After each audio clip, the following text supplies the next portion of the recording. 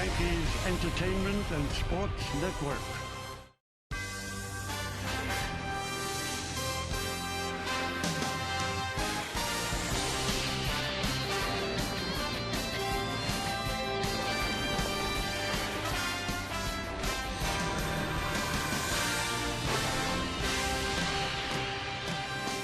Well, it's a quick trip to D.C. for the Yankees, get some sightseeing in, and then it's time for baseball. As the Yes Network presents New York Yankees baseball. Tonight, it's the New York Yankees against the Washington Nationals in the first of two from Nationals Park in Washington, D.C. Hello, everybody, and welcome to Yankees baseball, along with John Flaherty. I'm Michael K. Yankees are slumping right now, having lost 5 of their last 6, and the Nationals are the hottest team in baseball. They've won 15 of their last 19, so that sets the stage. Let's take a look now at the pitching matchup in the first game. Brought to you by People's United Bank NA. See what know-how can do for you. For the Nationals, it's Gio Gonzalez, 3-2, 4.25, and for the Yankees, it's Nathan Eovaldi. And boy, he has to worry about a pretty potent lineup, specifically our T-Mobile game changer. Well, Bryce Harper is getting a lot of attention, and rightfully so. He's having one of those years. We're already talking about MVP. 14 home runs already. This was Sunday in San Diego, going the other way. I think the one statistic that you look at with Bryce Harper, 36 walks already. It shows you he's learning the strike zone. When you go in that strike zone, he's doing some serious damage. 14 home runs, leading the league in pretty much every offensive category. Well, let's take a look at the Honda League leaders. Forget about the league. How about the major leagues? He's second in home runs behind Nelson Cruz. He's first in everything else. RBIs, runs, on-base percentage, and slugging. And by the way, he's just 22 years old. All right, Abe Lincoln will not be at the game, but he's watching. You know he is. When we come back, lineups, first pitch, baseball, Yankees and the Nationals coming up next right here on Yes.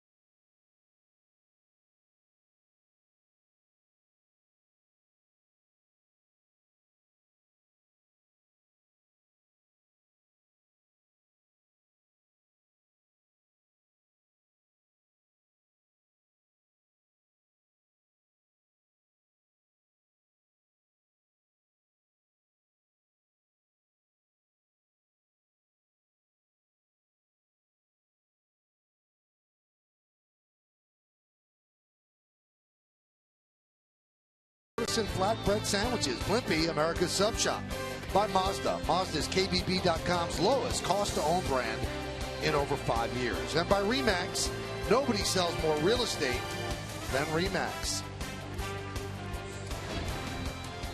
Just a beautiful, beautiful city to tour. And there's the Jefferson Memorial. Some of the buildings just breathtaking. The Capitol undertaking a little bit of a refurbishing. And you can see that from up here in the broadcast booth. It's just over left field.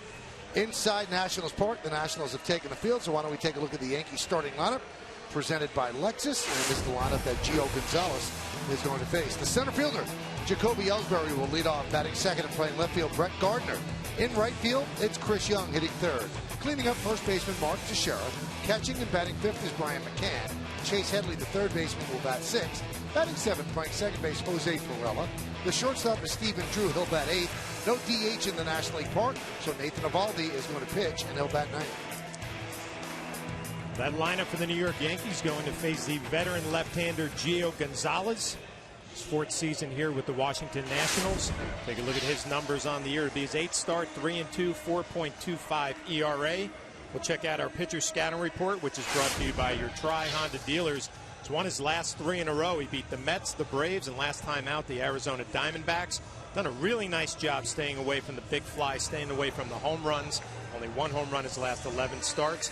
And maybe a tough matchup for him against the Yankees. 1-5 with a 6.75 career ERA. You remember he pitched for the Oakland A's, so there is a little history there.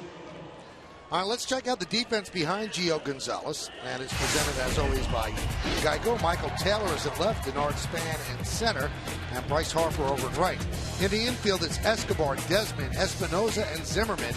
That's third to first. Wilson Ramos with an 18-game inning streak. He's behind the plate, and Gio Gonzalez is on the mound. Both teams with identical records, 22-17.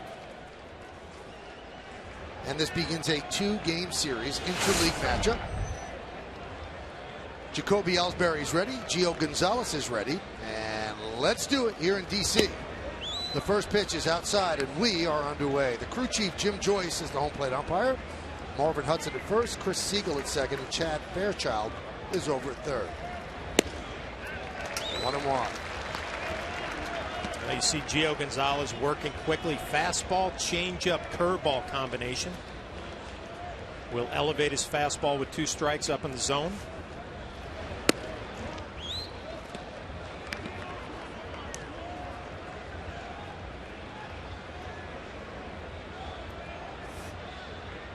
Works from the third base side of the rubber and deals a 2-1. Foul back, 2-2. Yankees have always done well in interleague play. They are 194 and 131. That's a .597 winning percentage since interleague play began in 1997, and that's the best in Major League Baseball. The 2-2. Just inside, and it's 3-2. Just missed him as well.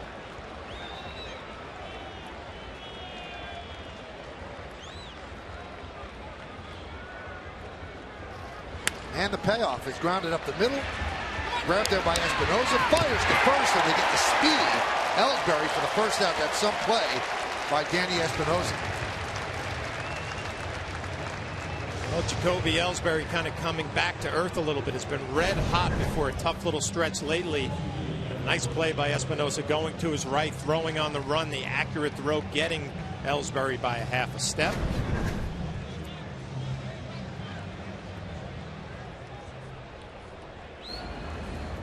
Ellsbury now 5 for 22 on this road trip.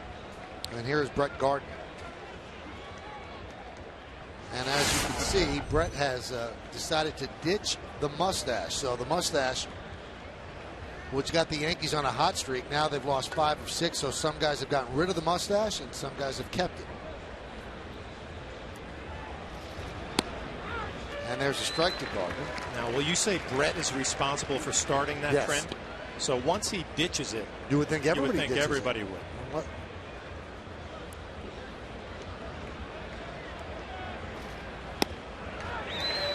Maybe some of the guys like how they look at mustaches. It's probably an individual thing. I mean, if you're Andrew Miller and your season is going the way it's going with that mustache, obviously you would probably keep it.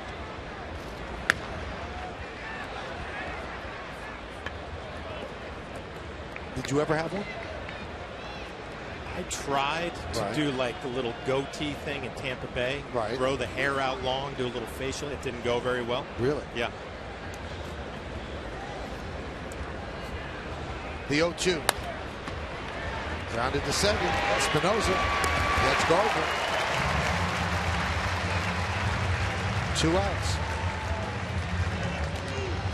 Now the Yankees, without a DH in this ballpark and with a lefty starting, you want to get Chris Young in there. So you're without Beltran and you are without Alex Rodriguez, 2 very important cogs in your lineup. And Beltran, who's been swinging the bat well lately. Chris Young gets a start in right field. Young just 1 hit and 14 at bats on this road trip.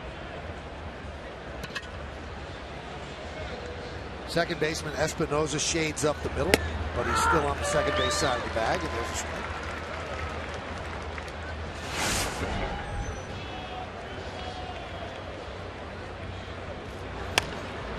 And there's a ground ball to short. Ian Desmond. And a 1-2-3 inning as Gonzalez retires the Yankees on 3 ground balls. Yankees nothing, and the Nationals coming to bat.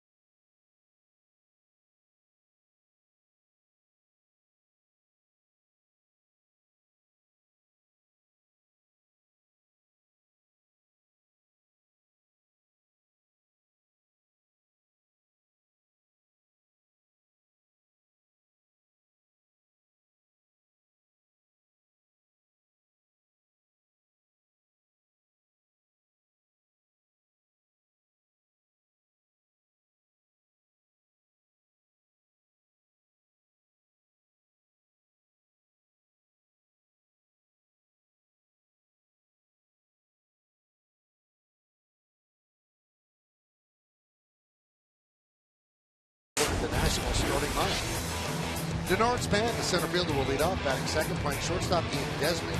Yunel Escobar at third base will hit third. Cleaning up right fielder, Bryce Harper. Ryan Zimmerman, the first baseman, bats fifth. Batting sixth and catching, Wilson Ramos. The number 7 hitter, second baseman, Danny Espinoza. Michael Taylor in left field. He's going to bat eighth. Batting ninth and pitching, Gio Gonzalez. Well, there's a National Ball Club that is playing well lately. They will face Nathan Eovaldi. Get the start here, the first game against the Nationals. 8th start, 3-1, 4.14 ERA. Look at our pitcher scouting report that's brought to you by your Tri-Honda dealers.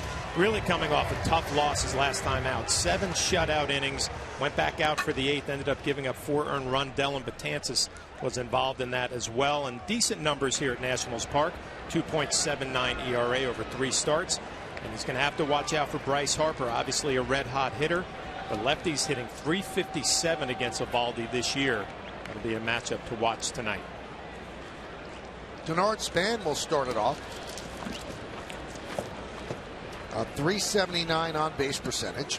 And he has at least 2 hits in his last 6 games. So you have to keep him off the bases. Eovaldi deals outside. 1-0. Span missed the beginning of the season with a core muscle injury. He was on the DL from March 27th to April 19th.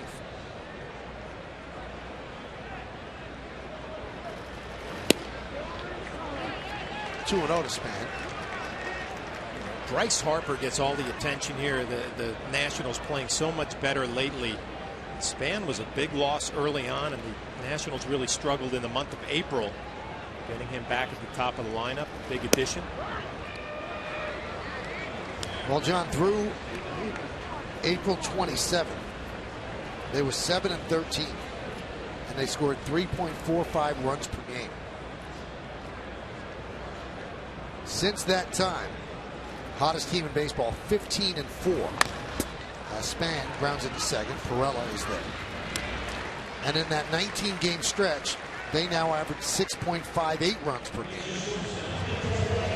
Let's take a look at the Nationals team scouting report brought to you by Mohegan Sun. Full of action, full of possibilities, full of life. Well, April showers May powers, to your point, Michael. The Nationals 10-13 in April, .236 batting average, 4.5 runs per game. In May, 12-4, almost a .300 batting average and 5.7 runs per game.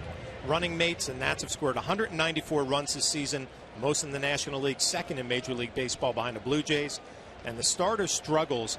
We always thought that would be a strength of this ball club. Really, they've been disappointing at a 3.95 ERA, 8th in the National League. Strasburg has been fantastic. I'm sorry, Strasburg has struggled. Scherzer has been fantastic. Desmond laces 1 foul. But offensively, they have picked up the pace lately.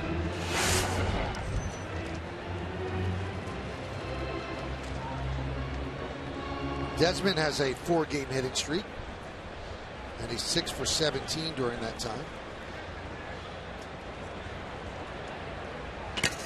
But the problem with Desmond, 11 errors at shortstop. 1-1.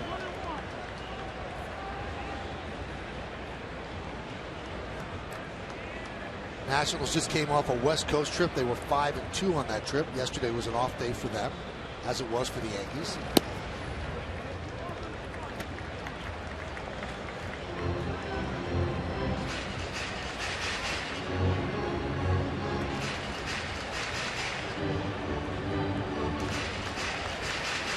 The Nationals have a lot of experience with Eovaldi pitching for the Marlins, pitching in the National League.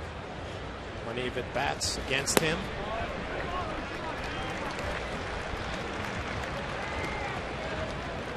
Count 3-1.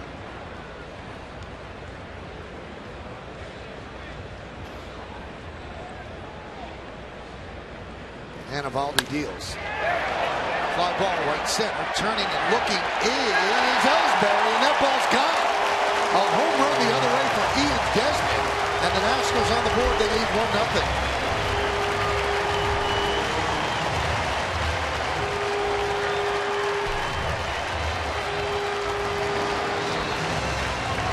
Going to be home run number 3 for Ian Desmond. Did a nice job getting himself in a fastball count. He gets one out over the plate, and it's down. Not a terrible pitch. Just stays on it and drives it the other way. Nationals on the board. And this is a big ballpark here, Nationals Park in D.C. Impressive power going the other way. Here's Yunel Escobar.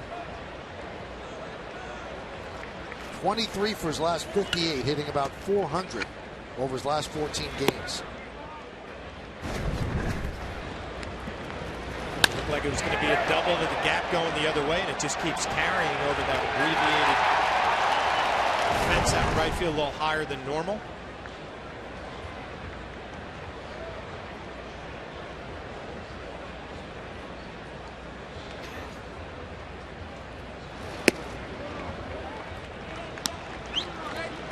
Count 2-0. On deck is Bryce Harper.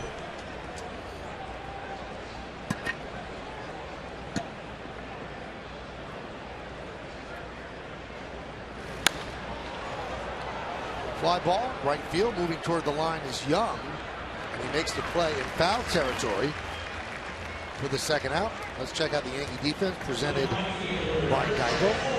We've seen enough right. Ellsbury's in center, Gardner's in left. Go the other way in the infield. Headley, Drew, Perella, and Teixeira third to first. McCann behind the plate, and Eovaldi is on the mound.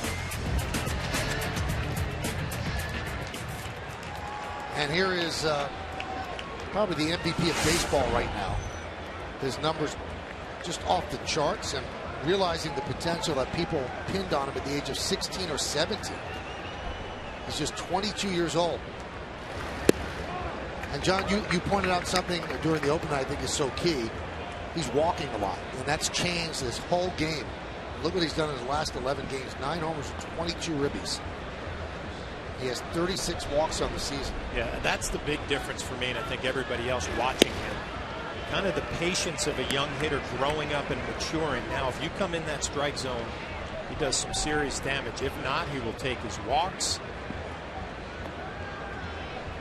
Really carrying this ball club, the face of the franchise. John, it's amazing. He's 22. This is his 4th year in the big leagues. So if you do the math, he's going to become a free agent at the age of 24, 25. This is what he's done his last 3 seasons. Made the All-Star team in 2012 and 2013. But injuries have derailed him as well, but he stayed healthy so far this year. That one is driven to right center, giving chase Ellsbury, turning and looking. See ya! A home run for Bryce Harper. A line shot over the high wall, and it is 2-0 Nationals.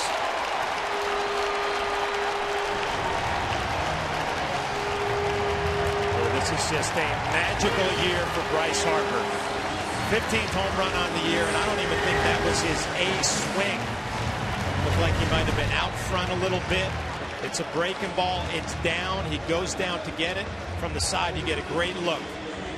Kind of reaches out with his hands. Not his #1 ace swing, but gets enough backspin.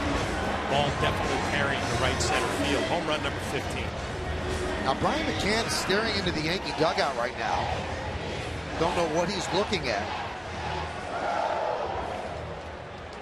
Maybe he's checking to see if there was fan interference, and Joe Girardi's coming out. Top part of your screen, how far over is the guy? He just got over the wall, so Joe is asking the home plate umpire, Jim Joyce. It definitely looks like there's some separation, some space from that scoreboard to the fans. There's a gap between them. That's hard to tell.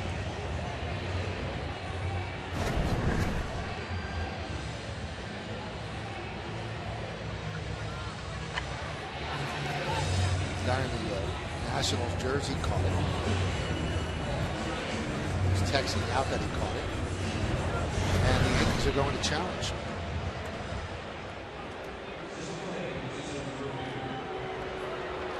See him reaching over, but I think there is a little gap as you see him fall over the rail or lean over the rail. He's obviously not over that green padding. Now this actually falls under the old rules. This is the umpire's discretion to look at this. And they've decided to take a look. So the Yankees will not be issued a challenge on this.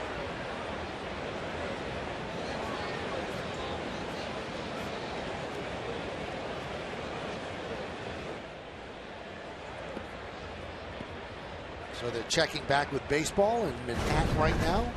The umpires that are looking at these replays, John, I don't know how you could see enough to overturn them. Yeah, I think that's got to be a home run. And, you know, the way Bryce Harper's season is going, there's no way this can be overturned. You would think it's going to be a home run, number 15, 2-0 Nationals. 15th homer and 38th run batted in for Harper. 2 home runs allowed by Eovaldi here in the first inning.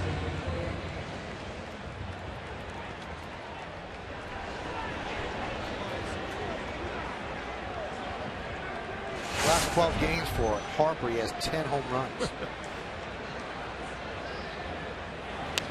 I think coming into today, he was on pace to hit 58 home runs. So he just picked up that pace a bit. Well, we got a good look at that swing from the side, and you know, it wasn't like right on time, everything was perfect. Just keeps his bat head through the zone so long and got some backspin. Probably a little bit of help from the breeze going out to right center. Zimmerman swings and misses. It's 0-2. Another look. Front foot is down. Recognizes pitch is down out in front. Kind of reaches and extends. The key there, the bat stays through the zone towards the pitcher. It's good carry.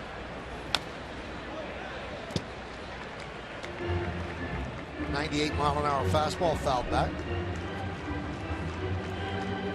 Just underway here in D.C. and the Nationals lead the Yankees 2-0. Home run by Ian Desmond, a home run by Bryce Harper. Zimmerman has done damage against Eovaldi. He's faced him 8 times, 3 hits, and 2 of them home runs. The 0-2. Fouled away.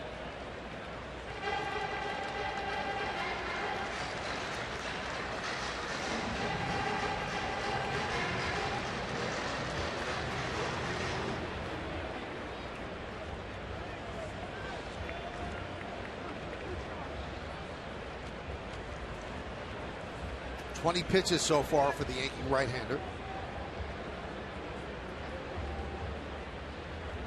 And the 0-2. Fly ball, center. Going back is Ellsbury. He's there to make the play, and that will do it in the first. But a couple of long balls by the Nationals against Eovaldi. First, Ian Desmond goes the other way. A solo shot, Bryce Harper to right center, just over the high wall, and it's 2-0 Nats.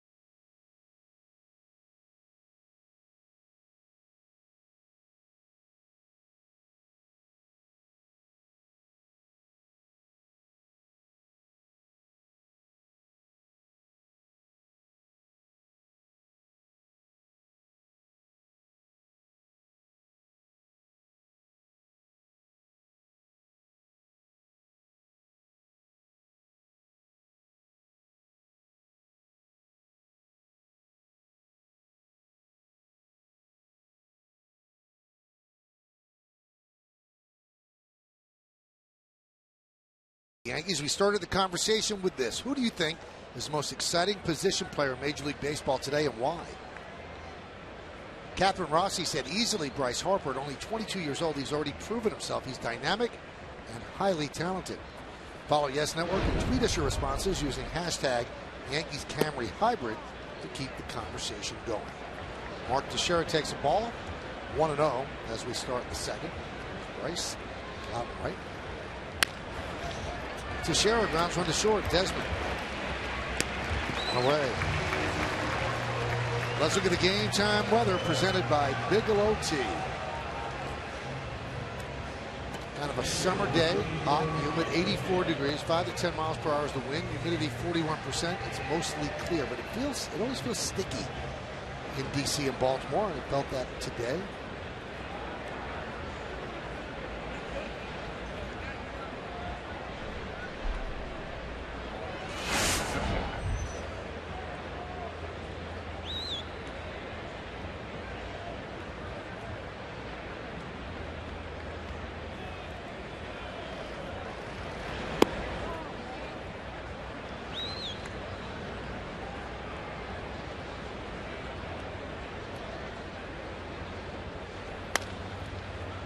Ground ball to Espinoza. 5 ground balls by the Yankees. Well, you notice the 5 ground balls. You also notice Gio Gonzalez works very quickly. Gets on the mound, throws a lot of strikes.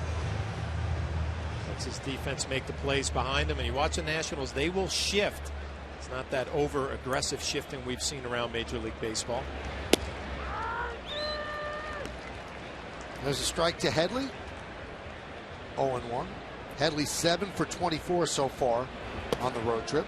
And the road trip has not been kind to the Yankees. Lost 3 out of 4 in St. Pete. Lost 2 out of 3 in Kansas City.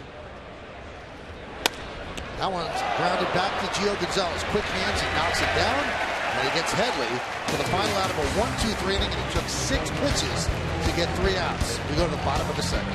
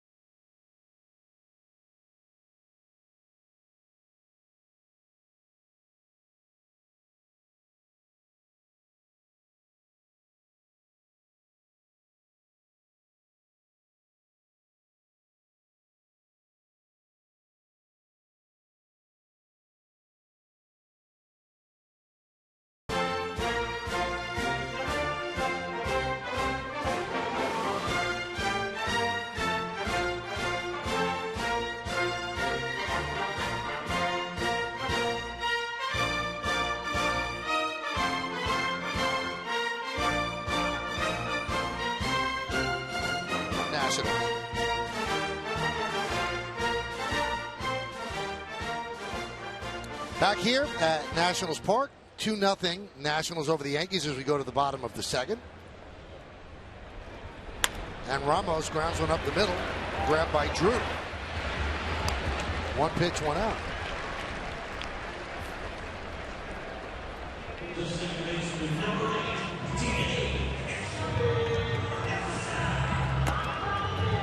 Now, there have been 3 versions of the Washington baseball team. 2 Washington Senators and now the Washington Nationals. And the first president to ever throw out the first pitch at a baseball game was William Howard Taft. And through the years, many have accepted that responsibility and done the job well. Some not so well, but they get the job done. And it's a big honor, and it's a big deal here in D.C.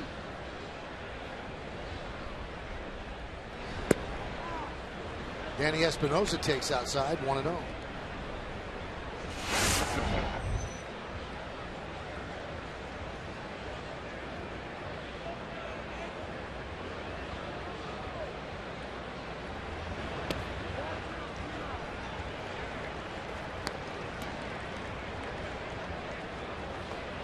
You wonder about those home runs in the first inning, John, and you wonder about wind.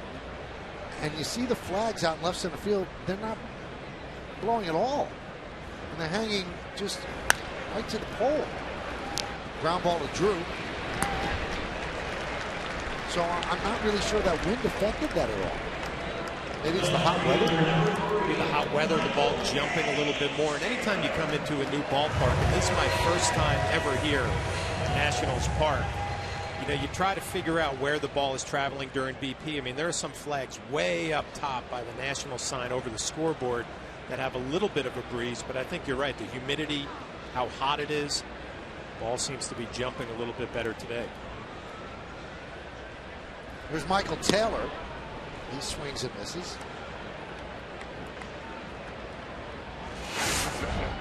One of the top prospects for the Nationals getting playing time. 32nd overall best prospect in baseball according to Baseball America.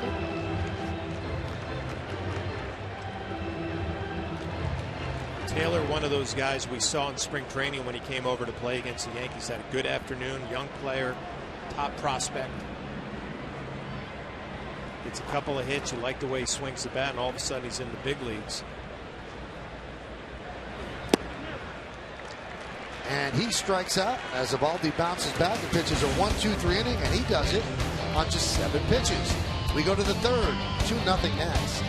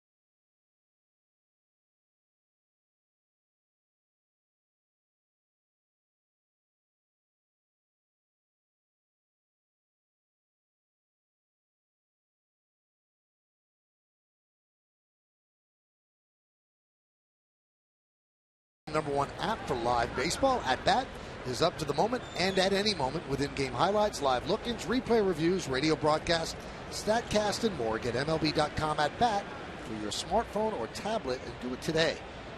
Jose Pirela will lead off the bottom third of the Yankee order against Gonzalez. 6 ground balls. All 6 Yankees retired. There's a strike from Gio Gonzalez. Now the Nationals have 2 home runs in this game. And what National pitching doesn't do is allow home runs.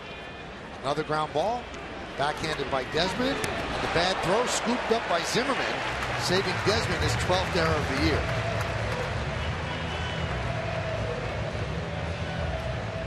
Well, Zimmerman with some of those shoulder problems moving over from third base to first base this year. Pretty much an easy play for him on the high hop to pick that one off the grass. A low throw by Desmond.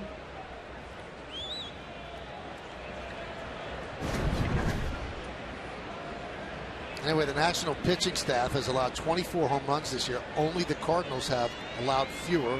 Cards have allowed 23 home runs. And Drew takes a strike. Steven 3 for 23 on this road trip for the Yankees. You see Drew take a step out of the batter's box, and Gio Gonzalez is definitely dictating the action early on in this game. Throwing a lot of strikes, but working quickly. All the Yankees sitting on the bench have to realize you got to slow him down a little bit. He's in a good rhythm, working fast, throwing strikes. Quickly ahead, 0-2. Ground ball to Desmond. 2 away.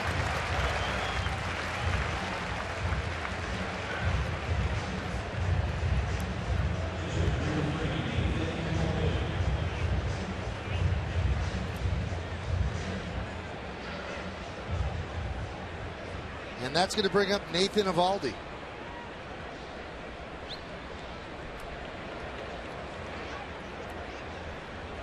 In interleague play, which the Yankees have the most wins in, Yankee pitchers have the worst batting average in interleague play.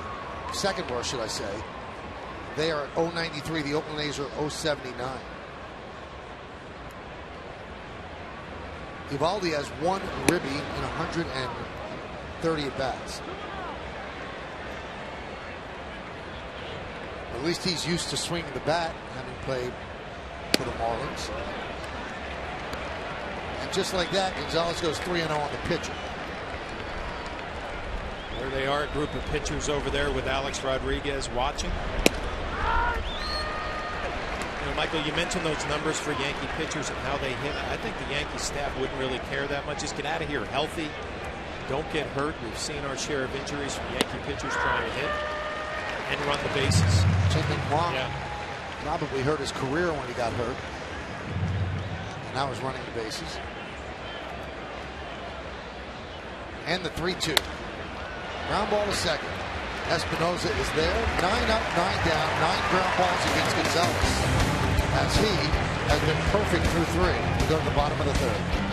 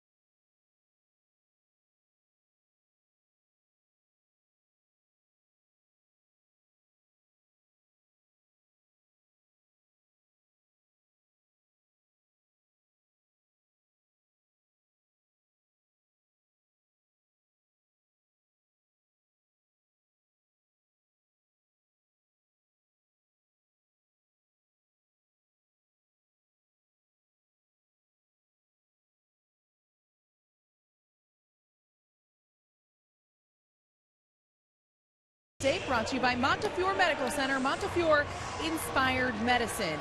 Masahiro Tanaka was one of the Yankees without an off day yesterday. He was here throwing at Nationals Park, and the Yankees announced today that he'll make his first rehab start Thursday with the AAA Scranton Wilkes-Barre team. Meanwhile, Chase Whitley had Tommy John surgery earlier today. Joe Girardi saying that all went well with that surgery, so rehab for him about 12 to 18 months. He's clearly lost for the season and some of next season, but another guy who had Tommy John surgery and is on his way back is Ivan Nova. He threw in another extended spring game, and obviously bad news, guys, on Whitley, but with Tanaka and Ivan Nova, the Yankees organization has to be extremely encouraged.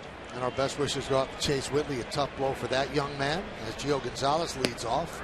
Now, Tanaka's supposed to throw 45 pitches on Thursday, so you would assume he's going to have to make at least 3 starts in order to get up to major league pitch count.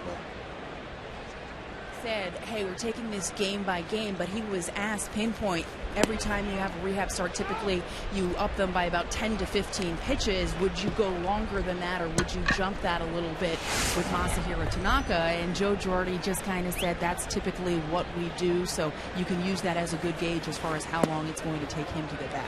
So the Audi A3 scoreboard shows the Nationals up 2-0, so 45, John, then 60, then 75.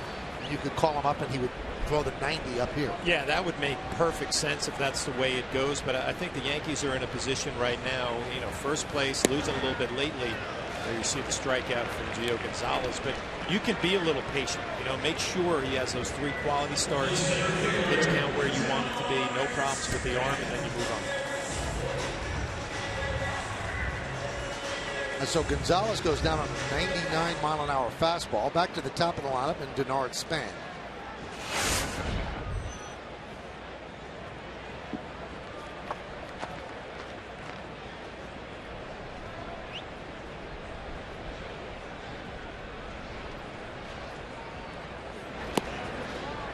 Span grounded to second. That was in the first. Michael, you wish Chase Whitley all the best having that surgery. Now the long road back, trying to get back from Tommy John, but and this injury doesn't discriminate, right? I mean, it's hard throwers. Whitley's more of a finesse guy, good changeup, and he gets hurt with the same type of injury that Strasburg has had, big hard thrower.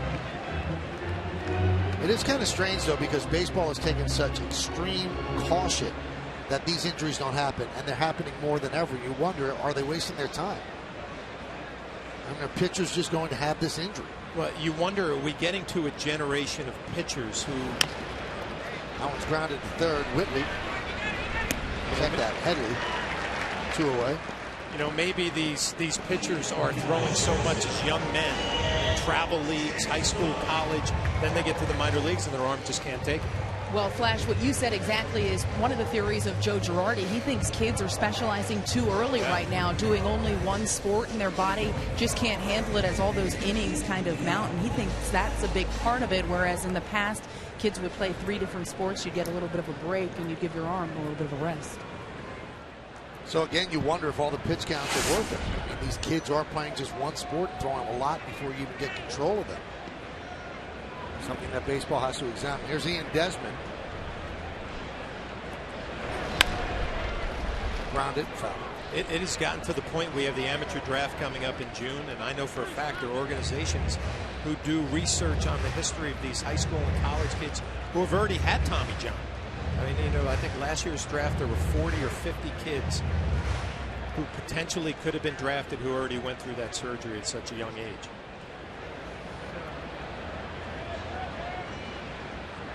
Evaldi actually had that surgery in high school. The thing that's scary now is a lot of pitchers are getting second Tommy John surgeries. It used to be that, you know, you got one, you got it out of the way, but they're getting second ones.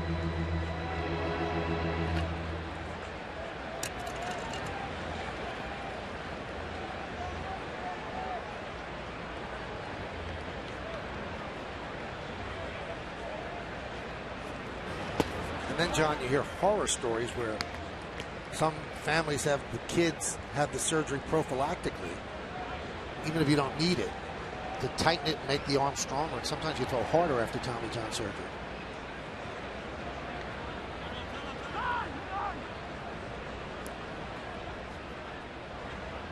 So that's an option, huh? I guess it is. I have a 13-year-old. You know, maybe I'll tighten him up a little bit, get a little more velocity. I think you can leave him alone. Feed him more Wheaties. Did he go? No, he did not. Count 2-2. Manager of the Nationals, Matt Williams.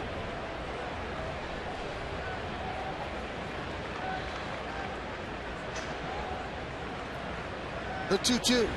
Swing and a miss. 7 in a row retired by Eovaldi after the Harper home run. We go to the 4th. It's 2-0 Nats.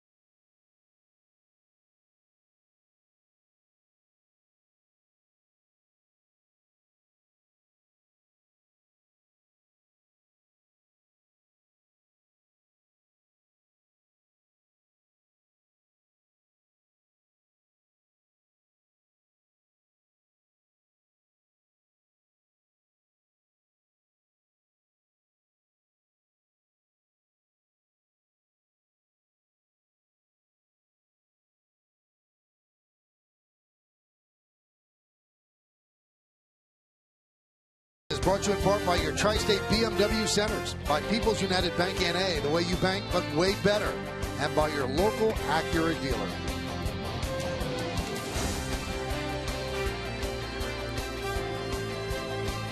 We go to the 4th inning here at Nationals Park. It's 2-0 Washington over the Yankees on the Lincoln scoreboard, which fits in perfectly for these 2 days here in D.C.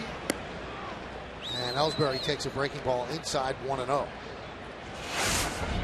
Ellsbury robbed of a hit. A nice play up the middle by Espinoza, leading off the game.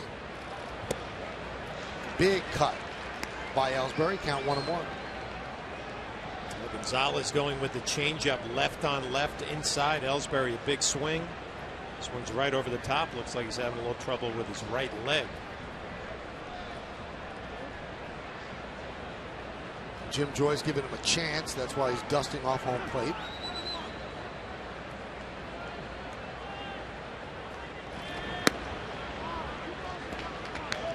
Count 2-1.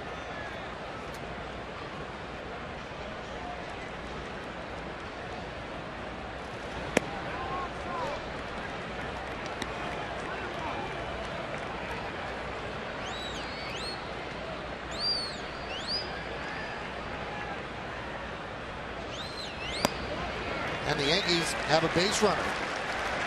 First base runner of the game. Ellsbury walks to start the 4th.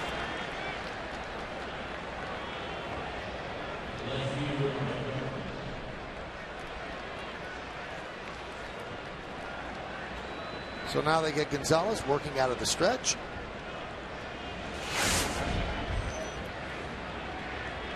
And here's Brett Gardner, who grounded out to second in the 1st. Yankees still looking for their first hit. Yunel Escobar playing on the grass at 3rd, guarding against the bunt. See if the Yankees force the issue a little bit. It's struggled with scoring runs lately. Shut out their last game. Gonzalez out of the stretch for the first time tonight.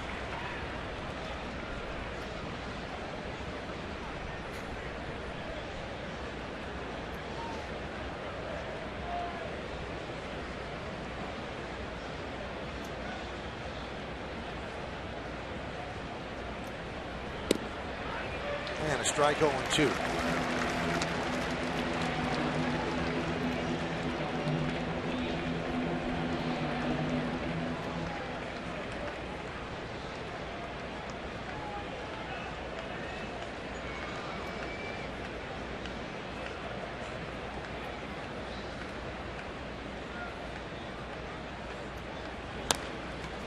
Grounded softly to first.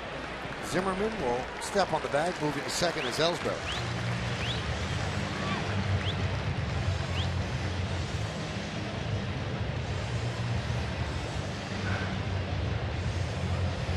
So now the Yankees have a runner in scoring position, and that'll bring up Chris Young. And now they're going to go check on Ellsbury.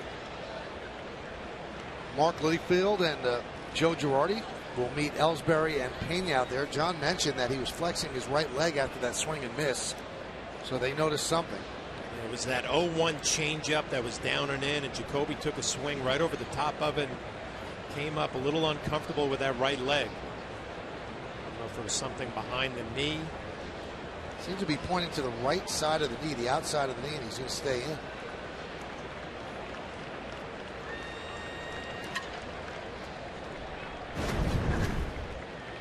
Take a look back. The 0-1 changeup in, swings right over the top, and then comes up off balance. Tweaks something in that right leg.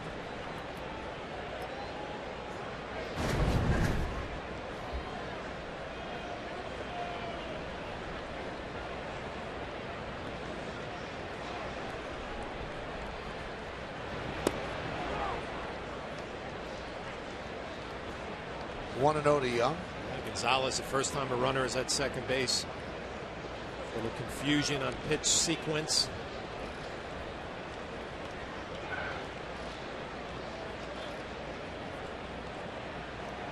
Ramos behind the plate having a conversation. Trying to get on the same page.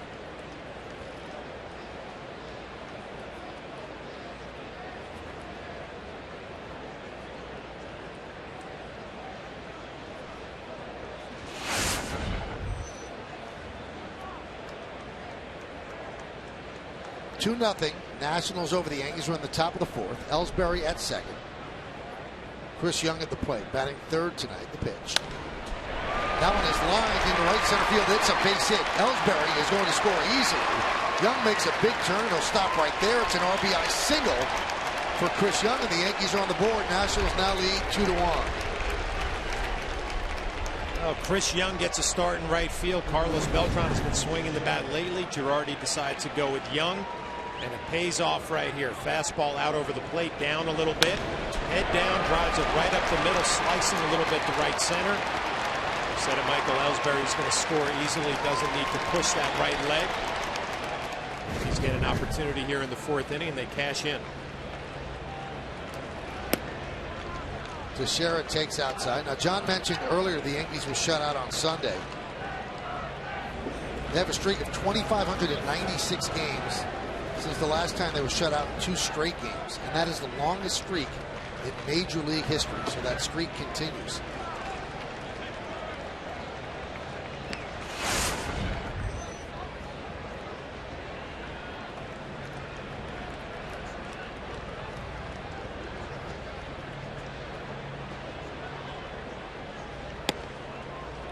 Missed outside, so the count 3-0 on Teixeira. Do they green light him?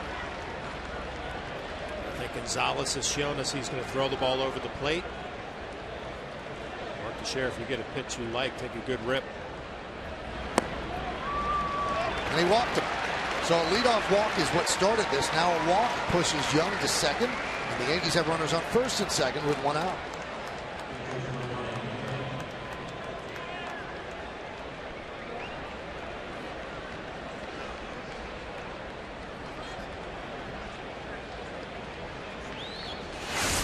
Here's Brian McCann. McCann grounded to second in the second. He is 5 for 24 on this road trip. His average at 235.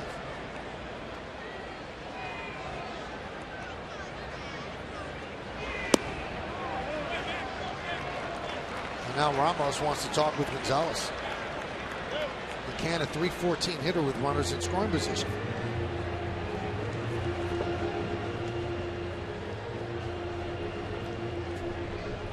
trip to the mound by the pitching coach, Steve McCaddy. This chiropractic telecast is presented by authority of the New York Yankees and may not be reproduced or retransmitted in any form, and the accounts and descriptions of this game may not be disseminated without the express written consent of the aforementioned New York Yankees. So Gonzalez has lost the plate. He breezed through 3 innings, but then walked Ellsbury to start it. Ground ball to Gardner moved Ellsbury to second. Young, an RBI single to right center, and now walked it to Shreve first and second with 1 out. 1-0 count on McCann. And he clips the outside corner for a strike, 1-1.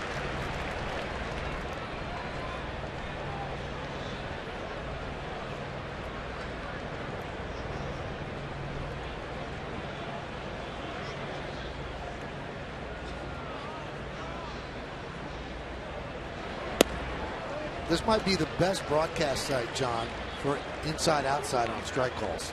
It's almost like broadcasting from the point. We're looking right over the shoulder of the catcher and the home plate umpire, Jeff Joyce.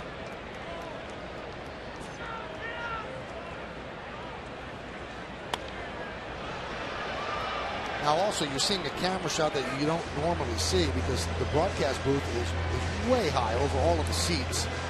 And so we're kind of looking at the top of the baseball. And that's why you're seeing a shot that might be a little different than what you're used to. It's a long way up.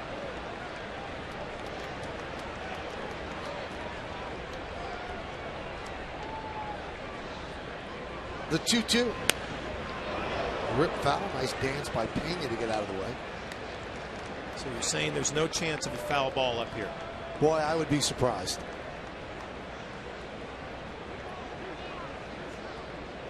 I think we have a better chance at a bird.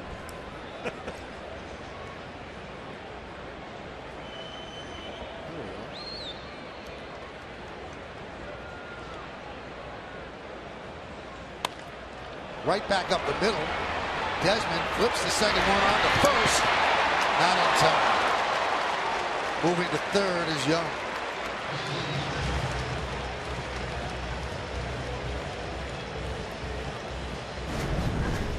Nice try by the Nationals here. You can see the ground ball up the middle. Desmond goes to the second base side, flips over to Espinosa, tries to make the throw, can't come up with it in time, and a dangerous play for a second baseman. You can get wiped out by a base runner. Mark Teixeira, the good aggressive slide.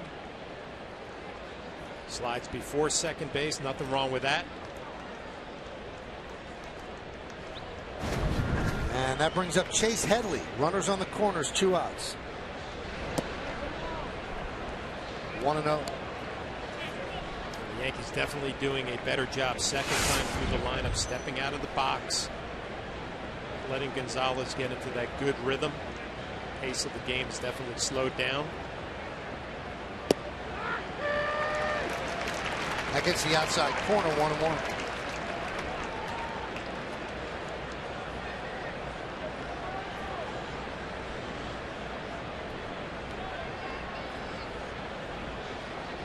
And the 1-1.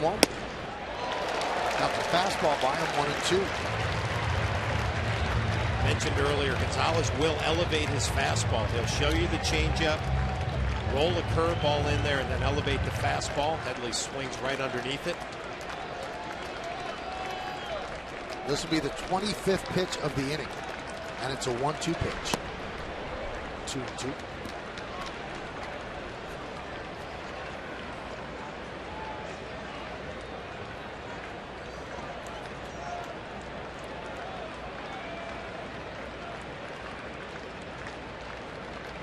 The 2-2. Line drive down the left field line. It's a base hit. Young scores. McCann is heading to third. They'll hold him there. It's an RBI double for Headley, and the Yankees have tied the game at 2.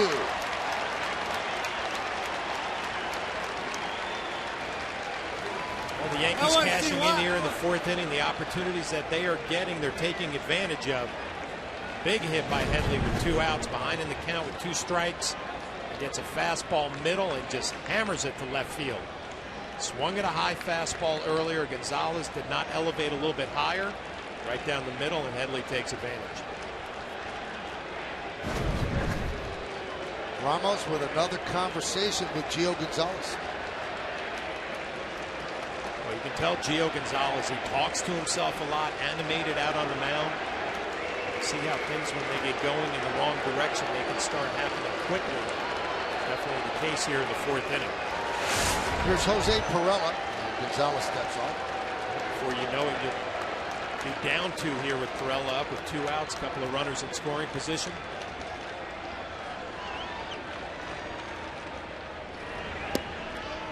You ever catch a pitcher who talked to himself? Sure, a lot of it, yeah. Things get going bad, they start talking to themselves out there. Really, it's just the game starts speeding up once things go in the wrong direction. You can see that happening here with Gonzalez.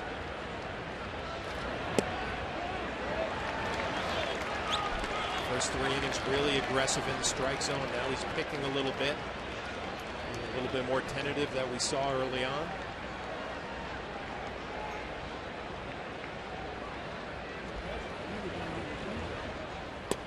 There's a strike to Perella.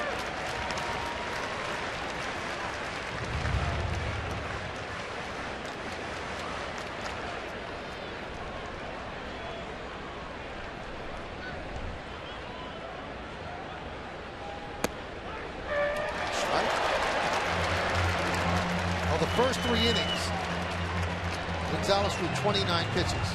This inning, he's thrown 29 pitches.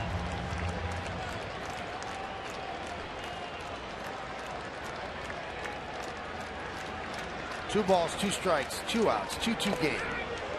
Count full as Perella checks his swing.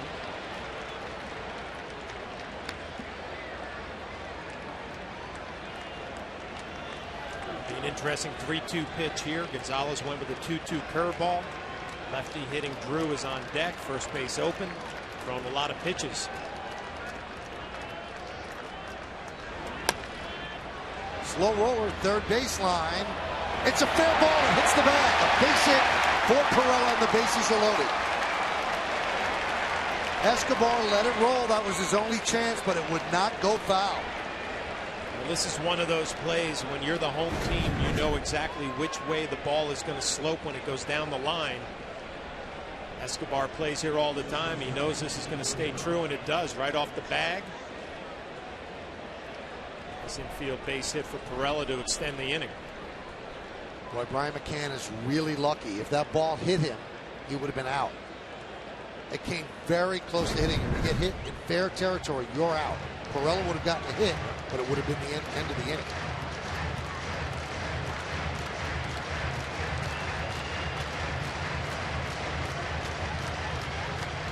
With 2 outs, you'd expect him to run home on contact. Probably thought that ball was going to go way foul, and it just stayed true.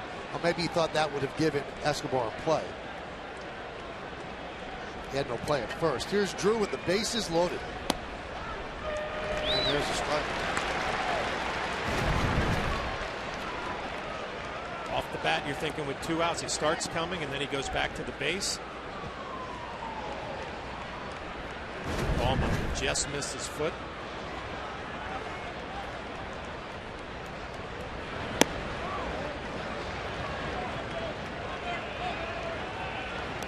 John, do you think the play was for him to go home on that? Well, with 2 outs on contact, you're taught to go home, no matter if it's a slow roller like that. I just think he probably thought it was going to go foul. That's even more egregious. You can't shoot that. Let's see what Drew does right here. He's been saying he's trying to go the other way a little bit more. A big curveball there, but clearly tried to pull. National shading him the other way. Line drive, base hit, left center field. 2 runs will score. It's a big 2-run single for Stephen Drew, and the Yankees lead 4-2. Well, that is a nice adjustment by Drew right there. A bad swing on the curveball, pulling off of it. Clearly trying to pull it, and then you get a fastball up out over the plate. You just stay on it. Get a nice line drive the other way. Another good job by the Yankees, hitting with 2 outs, trying to put the ball in play. To be honest with you, a bad 2-strike pitch by Gonzalez. Throws a good breaking ball with 1 strike and then comes back with a fastball and does Drew a favor. Takes advantage of it. RBIs number 11 and 12 for Stephen Drew, and here's Nathan Eovaldi, the 9th Yankee to come to the plate. Now, some bad news. On deck for the Yankees is Carlos Beltran, which means they're taking Jacoby Ellsbury out of the game with whatever was wrong with his right leg or knee.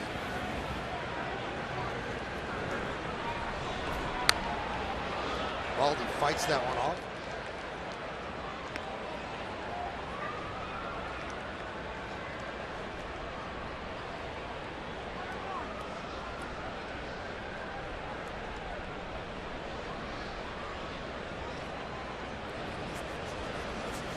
There is Blake Trinan warming for the Nationals. The count 1-2 on Eovaldi, whose team has picked him up with these 4 runs here in the 4th inning.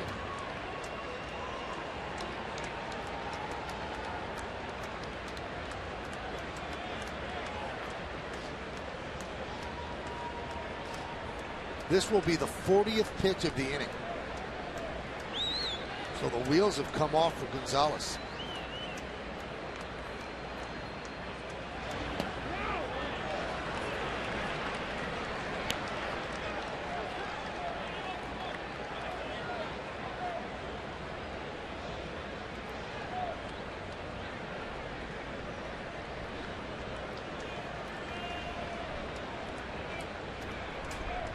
And the 2-2. Strike 3. Eovaldi down looking. But the Yankees take the lead. The bat's dormant for most of this road trip. They finally come alive. A big hit for Chris Young. A big hit for Headley. Jose Pirela with a slow roller. And then Stephen Drew picks up 2 with this single.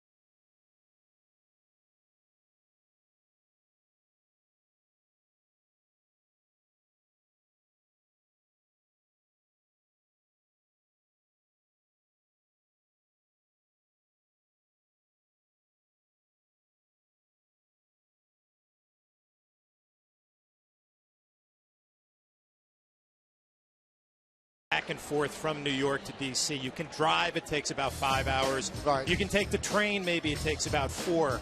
Well, we heard today you took the train to New Haven, Connecticut, just to get a nice view on the other side of the East Coast, and then you took it all the way back to D.C. Right. Just wanted to get a good look at Connecticut. It's an abbreviated route. I actually wouldn't go that way, but, you know, let's hear what happened. I guess you can call me Wrong Way K. I got on the wrong train in Stanford. And I knew it 3 minutes in, but the next stop was New Haven, 45 minutes away. So it was a real pleasant day to get here. Really nice. Glad you brought it up, though. Well, I got to get my school involved in the conversation. Right. Even as a college student, I was able to get myself back and forth. In like 5 hours driving, maybe 4 on the train. No, this was longer than that. It took a little longer. Yeah. Well, see, there was a last moment track change And in my haste, I just ran into the train without looking because I was going to miss it, and I got on the wrong train going to New Haven. I would have loved to have been the guy sitting next to you when you realized you had 45 minutes to go to get to New Haven before you can get on another train. There was a well-dressed businessman who really smirked, and that annoyed me. Like, he looked at me and then he said, jerk, you know, without saying it. So it's been a good day.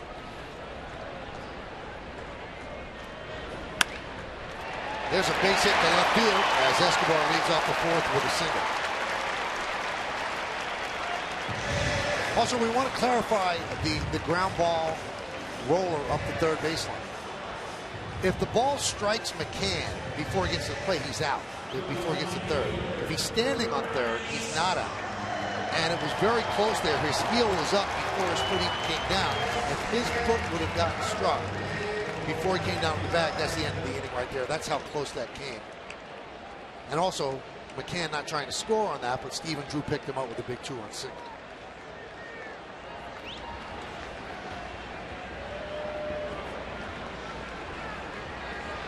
Here's Bryce Harper.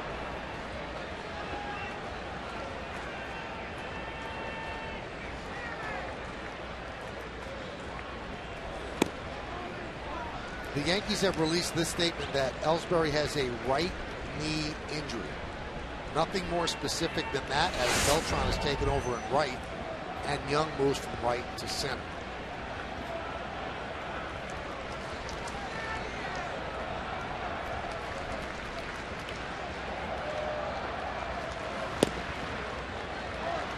Also, John, I knew I had to get here. I did not want to leave you. We haven't worked together in a while. I was looking forward to this and happy that. I appreciate that. I actually did not know of your adventure until I saw our director, John Ward, about an hour before the game. Who couldn't tell you fast enough. It was pretty much the first thing he mentioned to me when he saw me. Well, that's a little bit of a concern there. Steve Donahue is huddling with Joe Girardi there in the dugout, telling him exactly what's going on. Ellsbury has been so important to this team. And certainly you do not want to guess what's going on, but he did lead the game with what they say is a right knee injury. He's been the engine on this team. He and Brett Gardner. The 2-0. There's a strike to Harper, 2-0. Mentioned in the scouting report with Eovaldi, this is going to be a matchup we have to watch all night long. Harper got the best of it first time around. His 15th home run of the year. Eovaldi not doing a great job against lefties this year. The batting average over 350. Way off balance there. Big reason for those numbers. Eovaldi hasn't perfected that split changeup.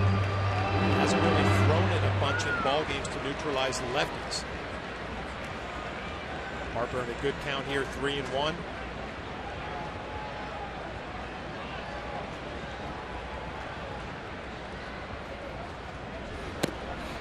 And Harper walks, so first and second, nobody out for the Nationals.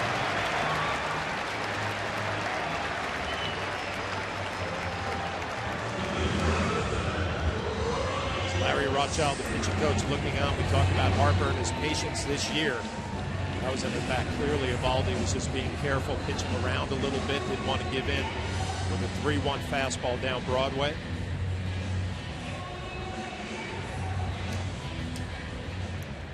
The Yankees score 4 runs in the 4th inning. Eovaldi's got to work his way out of some trouble here in the bottom half.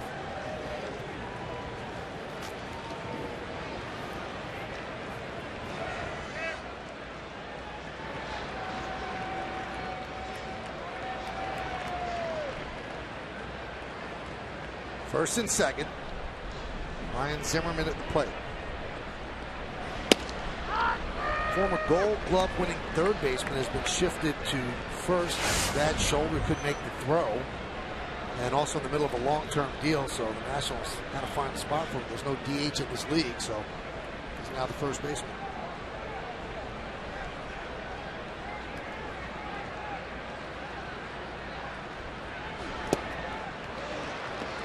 There's that good split right there. 86 miles an hour, darting down and away. great finish.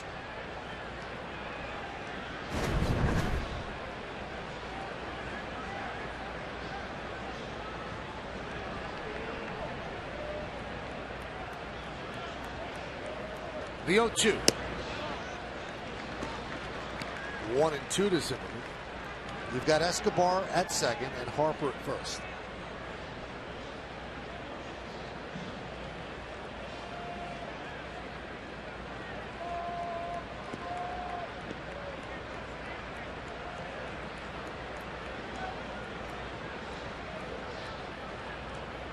The 1-2.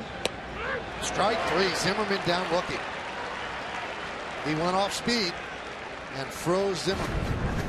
I don't know if this was that split again that just wiggles middle of the plate.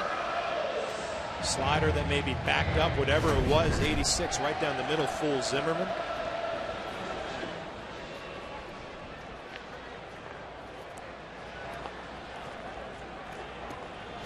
Here's Ramos, the major's longest hitting streak, 18 straight games.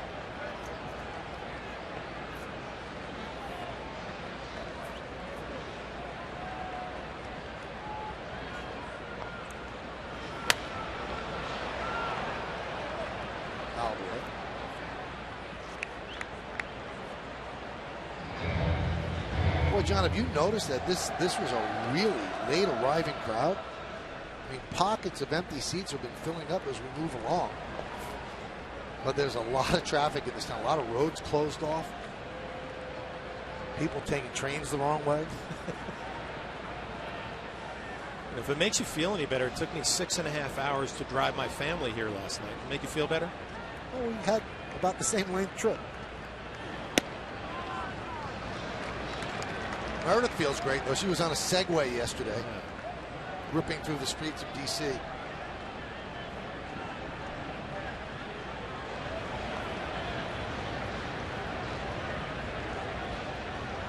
Wide open stance for Ramos, but then he swings that front foot forward.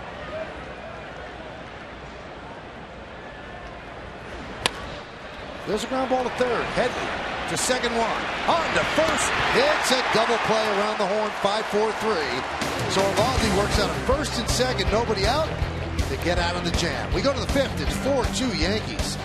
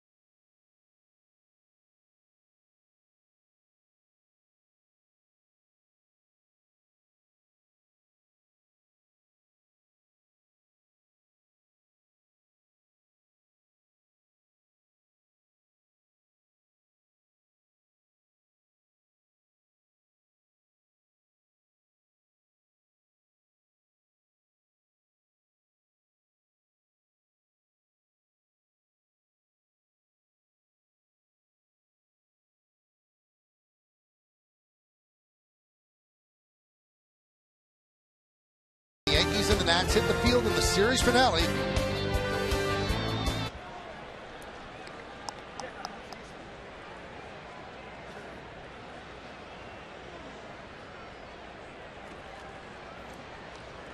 Thank you, Robert.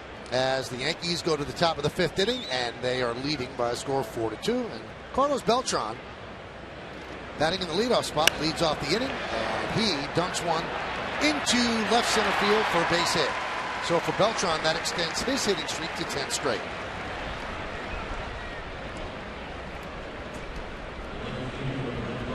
Bigelow T scoreboard, it's 4-2 Yankees. Well, we will find out at some point during the game what the exact injury is to Ellsbury. If not, well, then it makes the postgame even more of a must-watch than it usually is, as Meredith will investigate in the clubhouse and find out exactly what the deal is.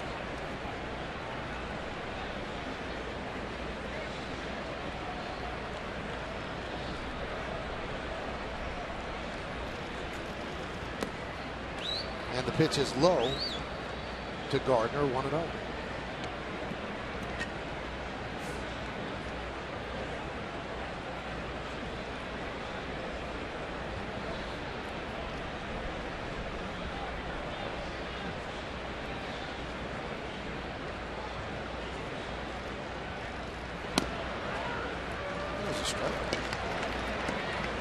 Different at bat right here for Brett Gardner with Beltran at first base. Not a threat to run. Usually Ellsbury was there. Brett could be a little more patient, give him time to steal a base.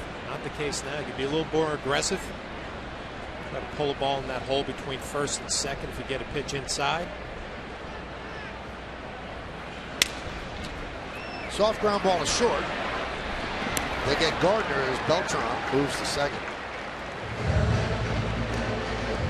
Desmond had some options right there. He could have went to second base and cut off the lead runner. Decided to go across the diamond and get Brett Gardner at first. Beltran now in scoring position. It's a soft ground ball right to Desmond. He comes in and gets it. Has an easy play if he wants to go to second to get that out. Clearly would have had plenty of time.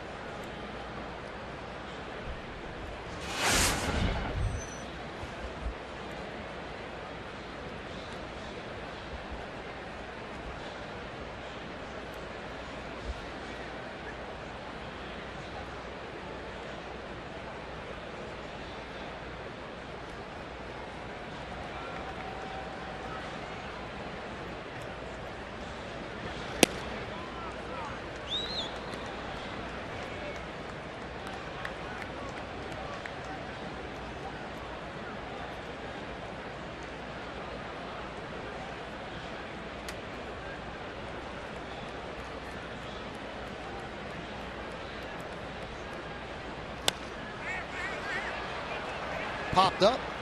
Zimmerman is there and makes the play for the second out.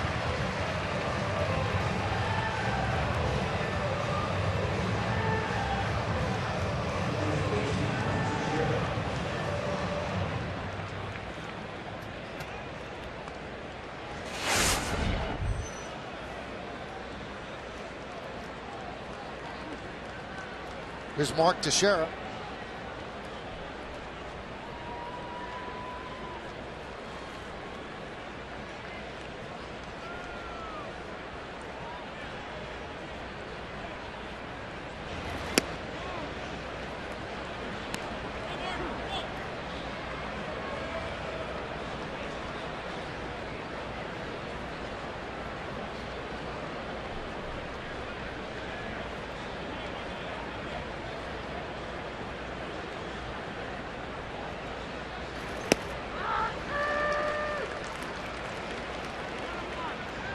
Watch Gonzalez here in the fifth inning. I mentioned early on he's fastball, changeup, curveball. He's thrown a couple of curveballs that have not been his best. I can remember one good one to Drew. The Yankee hitters you can pretty much eliminate it. Fastball, changeup.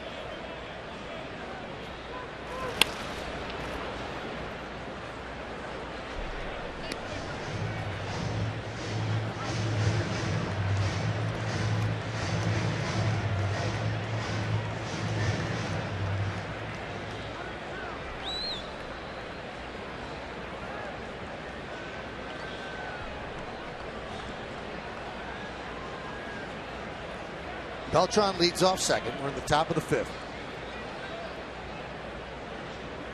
1-2 to Teixeira. That one is driven deep to left field. There it goes. See ya. A long two-run home run for Mark Teixeira. And the Yankees lead 6-2.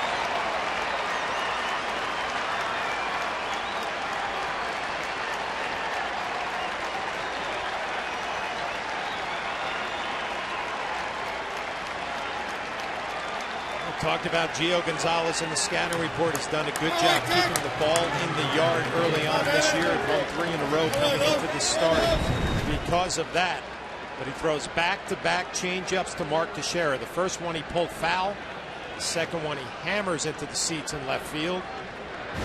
12th home run of the year. 6-2 lead for the Yankees. 29th and 30th runs batted in.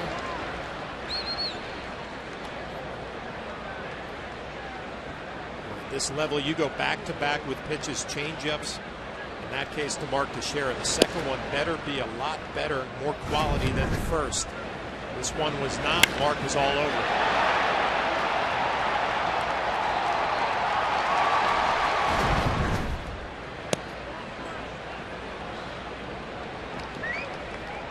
Count 3-0 on McCann.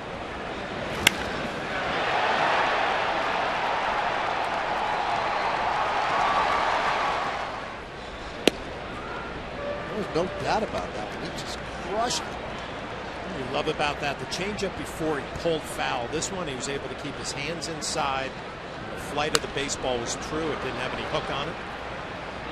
Popped up. Right side. Zimmerman couldn't see it. Now called off by Espinosa, who makes the play. Yankees get 2 more runs on 2 hits. The big blow off the bat of Mark Teixeira. Home run number 12. He now has 30 ribbies. Yankees now have a 6-2 lead.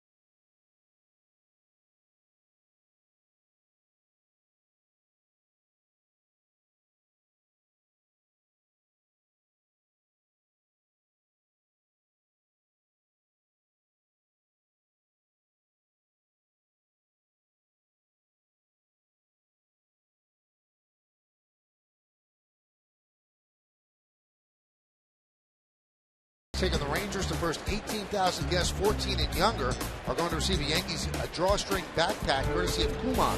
For tickets, log on to Yankees.com, visit the Yankee Stadium ticket window, Yankees clubhouse shops, or call Ticketmaster at 877-469-9849. We go to the bottom of the 5th, and Danny Espinosa will lead it off. And there's a strike from Eovaldi.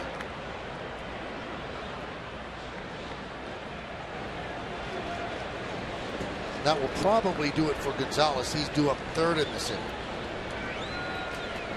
And trailing 6-2. You can imagine the frustration going through his mind sitting in that dugout on the bench. First 3 innings he made it look easy. 9 up, 9 down, a bunch of ground balls. Working quickly, throwing a lot of strikes. It fell apart in the 4th. The Yankees add on in the 5th.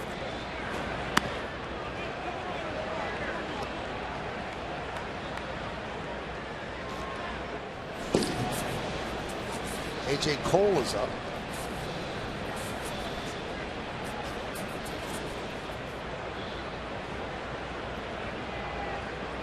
The 2-1.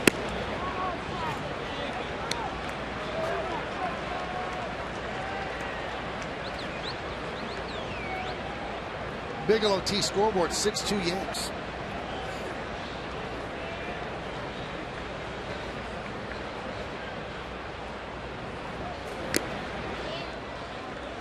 Three and two.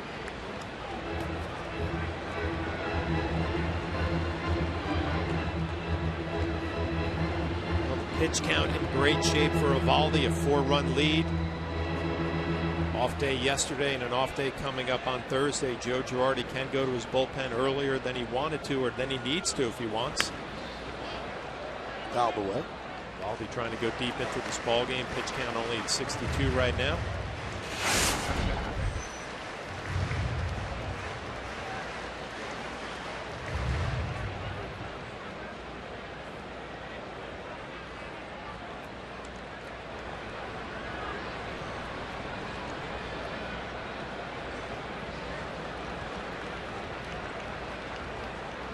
Three-two. Fouled away.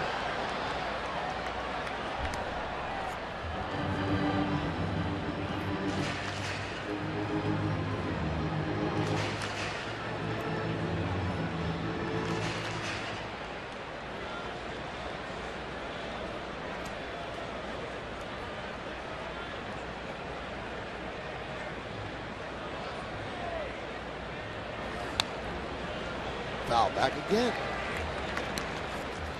Eovaldi doing a good job pounding the strike zone out over the plate. Espinosa, a guy who likes to pull the ball, does have some pull power. 4-run lead. Eovaldi just going fastballs away. If you want to hit the ball, hit it the other way. I think at this point, throwing as many strikes as you can with that 4-run lead. And he walked him. Leadoff walk here in the 5th.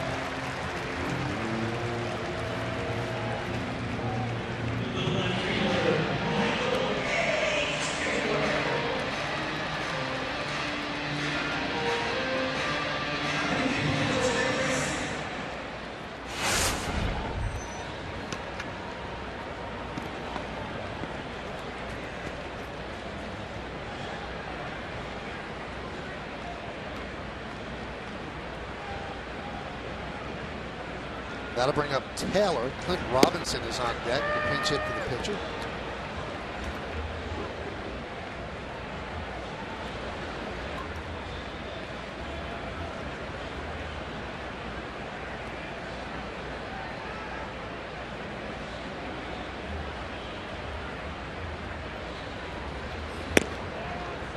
Missed outside, 1-1 to Taylor.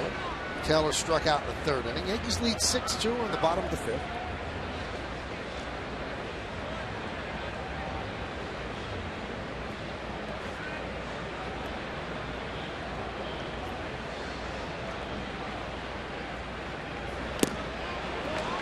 One and two.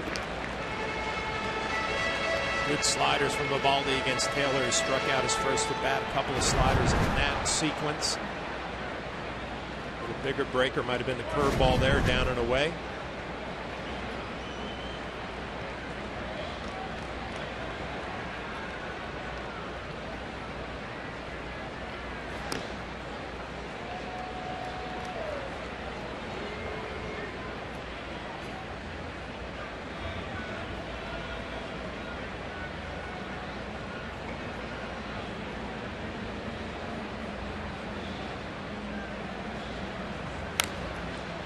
Fouled away again.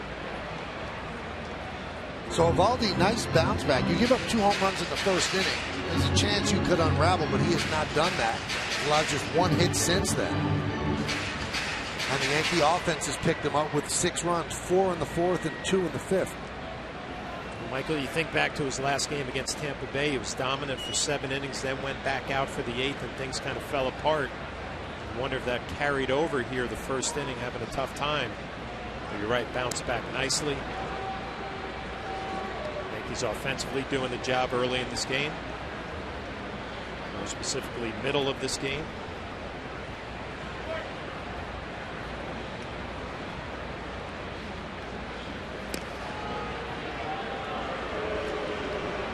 Keeping Espinosa close.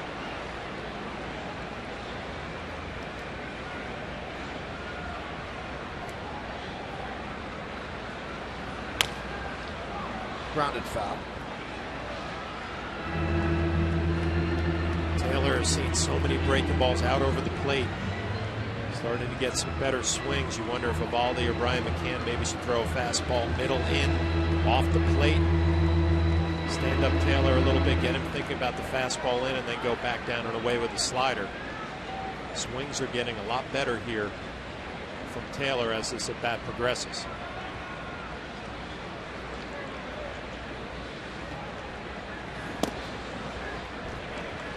Two and two.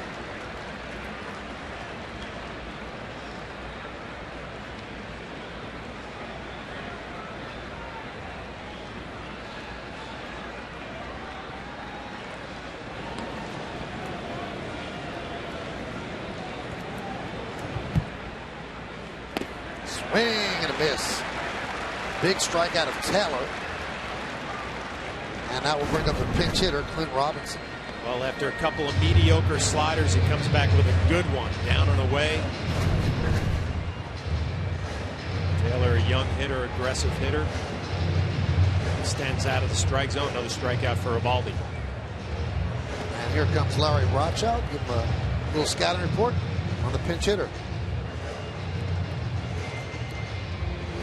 For all the latest sports news and highlights, including continuing analysis of the NBA and NHL playoffs, don't miss Fox Sports Live tonight at 11. You can see it on Fox Sports 1, or stay tuned for the simulcast of Fox Sports Live immediately following Yankees coverage. That's right here on Yes.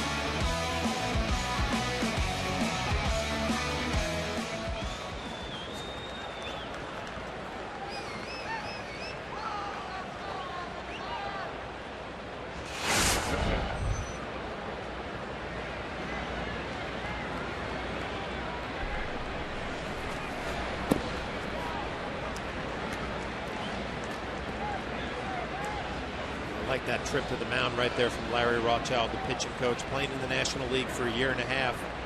Those pinch hitters that come in the middle of the game, usually you know the guys at the end of the game, your better pinch hitters off the bench. Middle of the ball game, a guy like Robinson, not a bad idea to go over the scouting report, figure out what his strengths and his weaknesses are, and figure out how to attack them.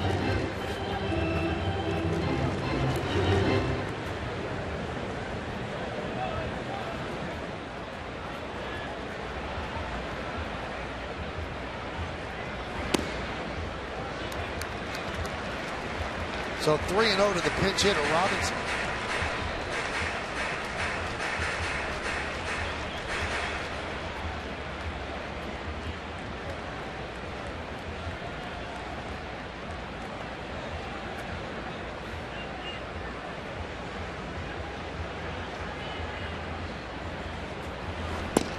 There's a strike. 3-1.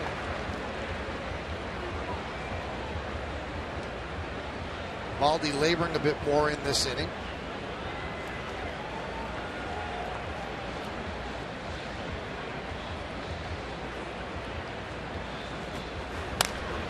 That one is drilled into right field. It's over the head of Beltran, and it goes to the big wall. Espinosa is rounding third. They're waving him home. He will score. It's an RBI pinch hit double for Robinson. And the Yankees now have a 6-3 lead. Well, when you're a pinch hitter like Robinson, you walk up to the plate, you want to be aggressive early. Baldy did not give him the opportunity, missed badly on 3 pitches. On the 3-1 pitch for Robinson, you know you're going to get a fastball with a 4-run lead. Good pitch to hit up middle of the plate. He just hammers it to right field. Pinch hitting in the National League, or any league for that matter, not the easiest thing to do, but when you get ahead in the count 3-1, your job becomes a little bit easier because you know what you're going to get, a fastball out over. Robinson takes care of it.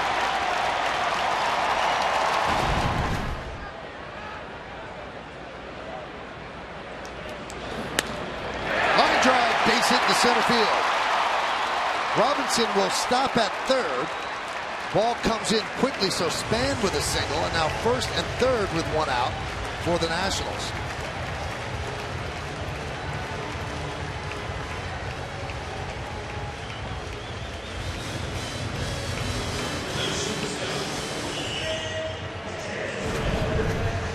Span not wasting any time, comes up looking for a pitch, again up out over the plate.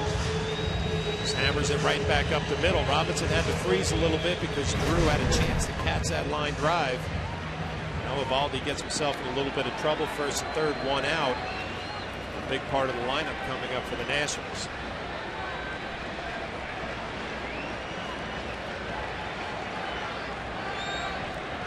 (6-3) Yankees lead. Ian Desmond had a home run in the first inning, struck out in the third. Yanks looking for the double play. Eovaldi with a good move for a right-hander. Keeps Span close. Span has 3 stolen bases on the year. Has not been thrown out. Is Justin Wilson getting loose in the Yankee bullpen?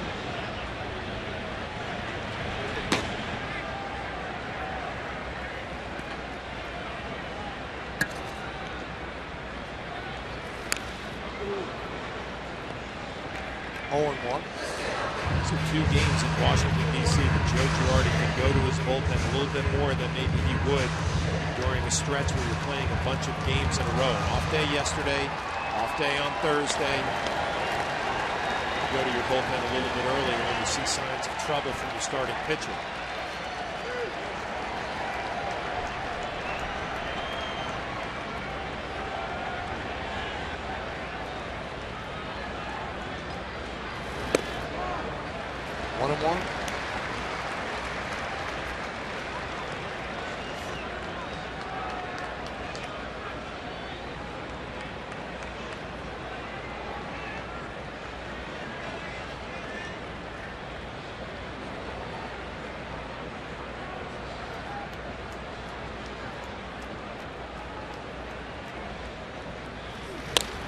Line drive off the glove of the leaping Drew, and it goes into center field.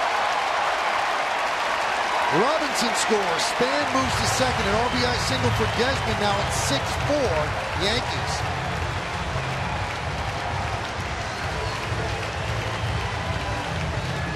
You mentioned Desmond and his 11 errors on the year, but the ball jumps off his bat. Another look on Yesmo right off of the tip of the glove. Drew at shortstop with a base hit and RBI. So Desmond hammer one to right center field for a home run. Now just flicks a line drive off the glove of Drew. Nationals set up for a big inning here in the 5th.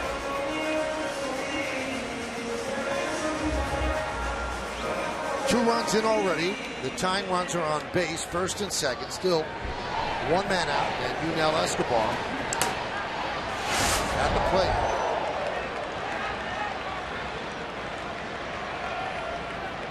Escobar is 1 for 2 today.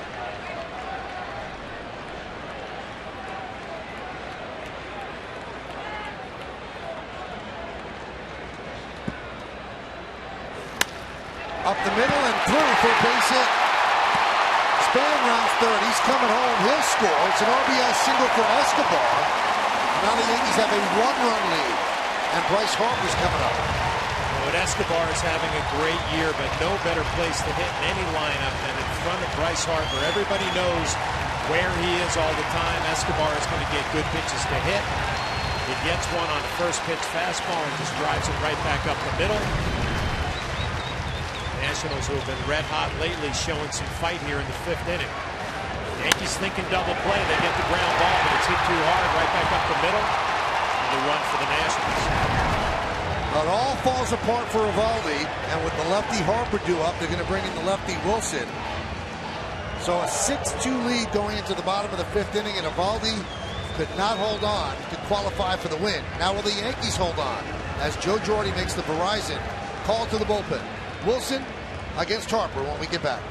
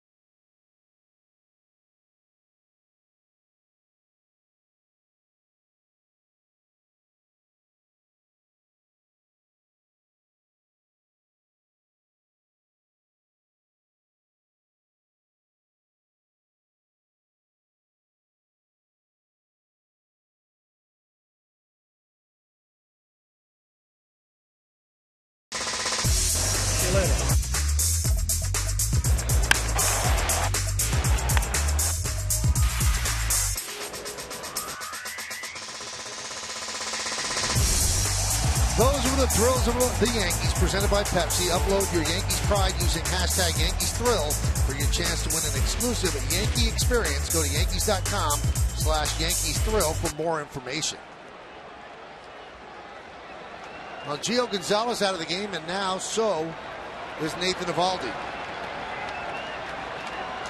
And the hottest hitter of baseball is going to face this man, Justin Wilson. Bryce Harper, a home run and a walk. First and second, one man out.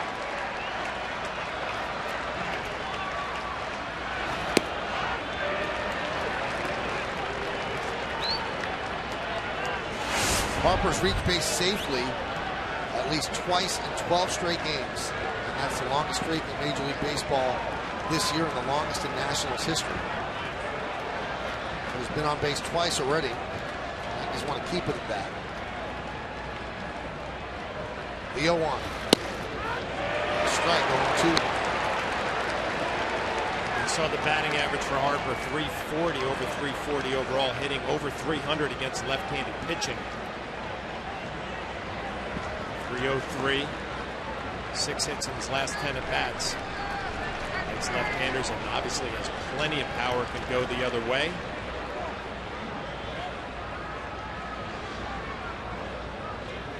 The 0-2.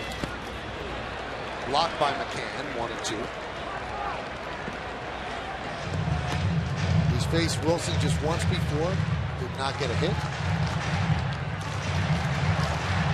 Wilson known for his big fastball. He's going to the finesse game here against Harper. A couple of breaking balls, one fastball.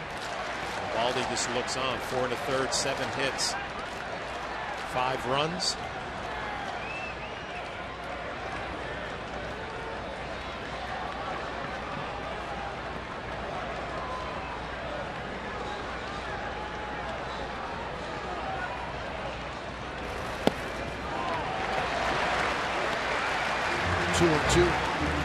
Showed a highlight of Bryce Harper in our open. Hit a home run against San Diego going the other way. A 3-run shot right down the line. He didn't know any better. It almost looked like a right-hander pulling the ball. It was hit dead straight on a line about 10 rows deep. So obviously he does not have to just pull the baseball to hit for power. Can drive it to the seats the other way.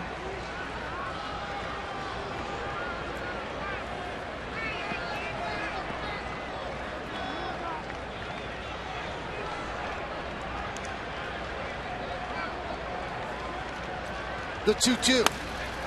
Let's see if they turn 2. There's one. Under first, it's a double play. Wilson comes on and gets the game's hottest hitter to bang into a double play as the Yankees hold on to their lead. We go to the 6th inning. It's the Yankees 6 and the Nationals 5.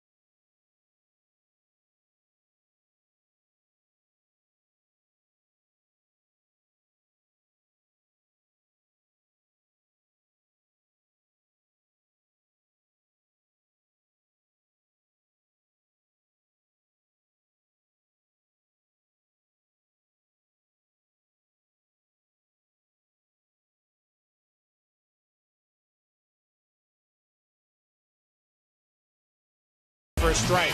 Fastball outside corner, quickly ahead 0-2. Takes a little off to break the ball down in the dirt. Fastball misses, even count. And then a slider middle, down, in. Gets a ground ball with a 4-6-3. Varela to Drew. Outstanding job by Justin Wilson coming out of that bullpen, getting the hottest hitter in baseball out. He shows a little emotion after that double play. And Wilson did as well, pounding his fist into his glove because he did the job. Blake Trinan is the new pitcher, and he deals a strike to Chase Headley as we start in the 6th inning.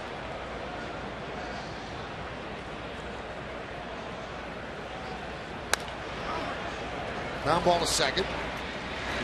Espinosa gets Headley.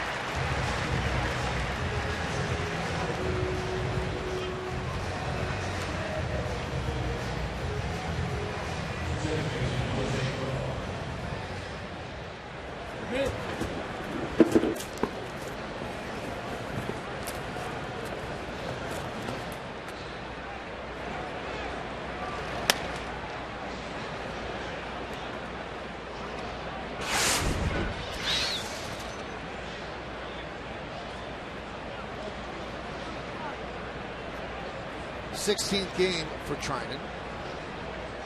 Way too many walks. Perella hits one up the middle. Grabbed by Espinosa. 2 outs.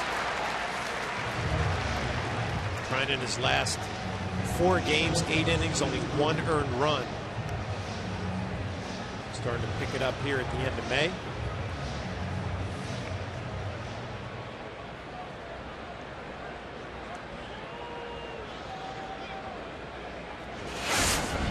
Here Stephen Drew had a big 2-run single in the 4th inning.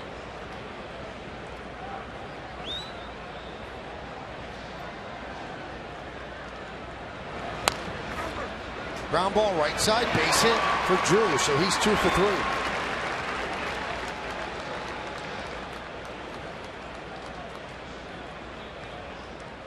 Fans, the Yankees have scored 6 runs, so log on to papajohns.com tomorrow for 50% off your online regular menu price order. Use promo code Yankee6 at papajohns.com. Well, with Wilson due up, they will send up Garrett Jones to pinch hit.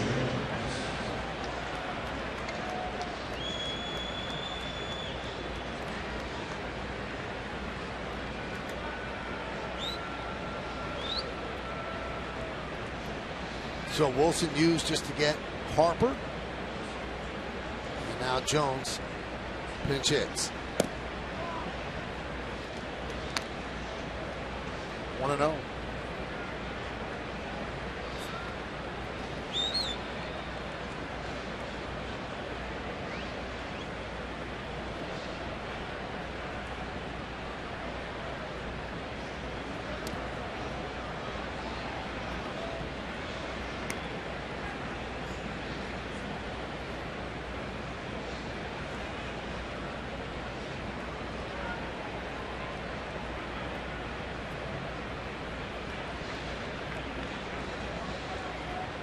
Shift is on. 3 infielders on the right side.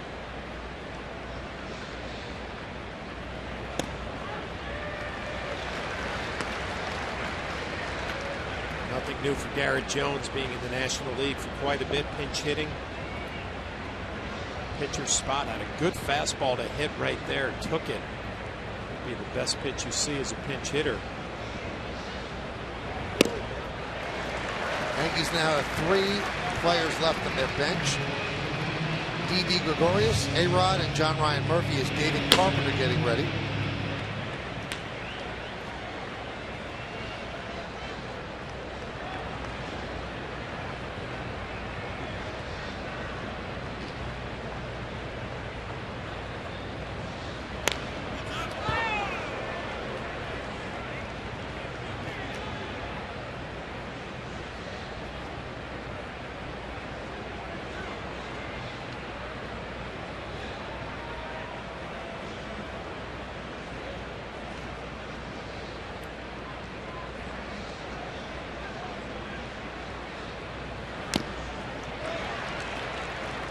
Just stays alive.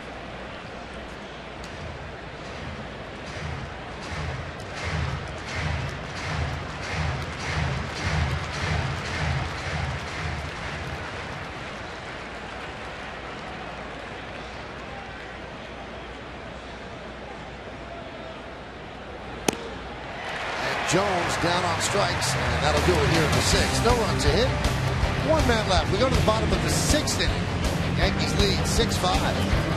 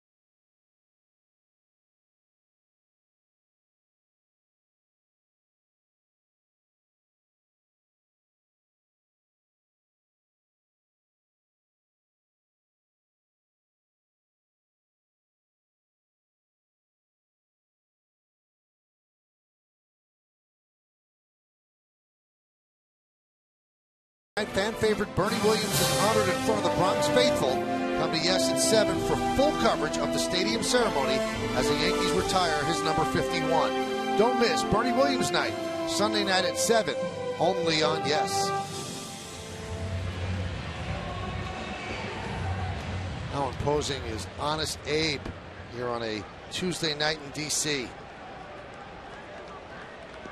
as we go to the bottom of the 6th inning.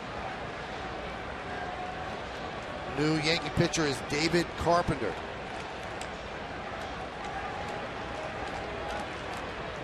And he will face Ryan Zimmerman. Ground ball is short. Drew. 1 away, 1 pitch, 1 out.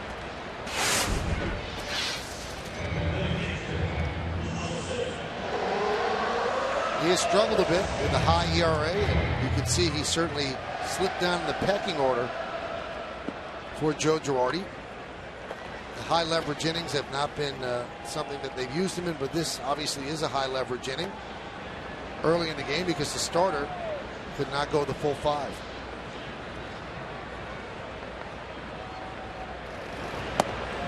The Yankees trying to get back to their winning ways, hand the ball over to Betances and Miller at the end with the lead. His next 5 outs are going to be awfully important. See if Carpenter can get his job done.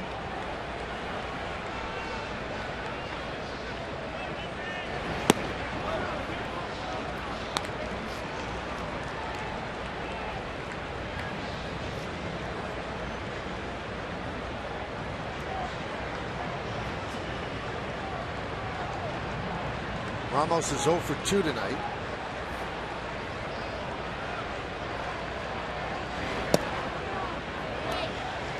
You see the velocity on the fastball, 97 miles an hour for Carter.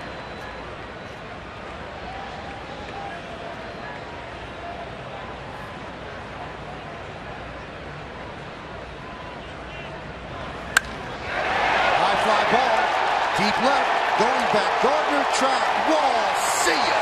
Tie game. Turned him loose on 3-0. And he extends his hitting streak to 19 straight. And the game is knotted at 6.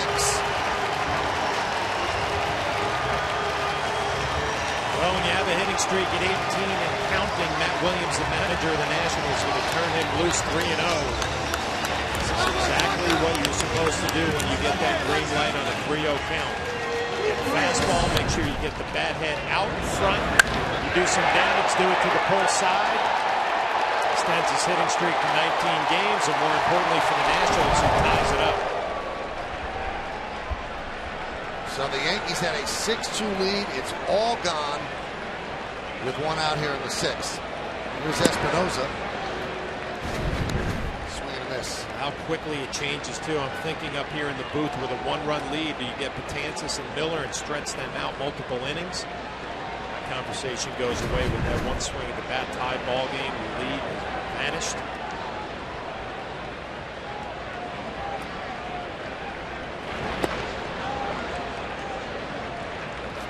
Now 1-1.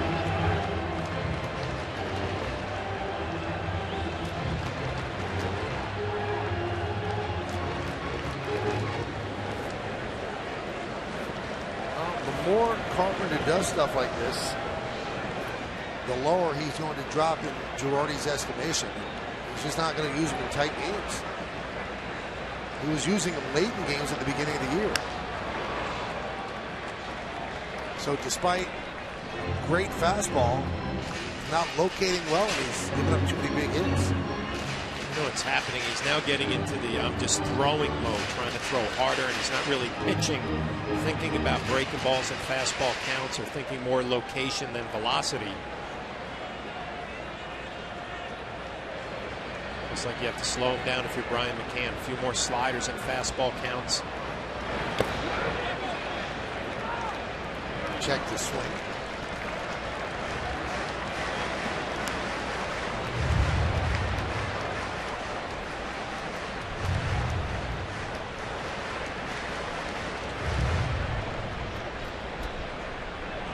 They shift for Espinosa with 3 infielders on the right side.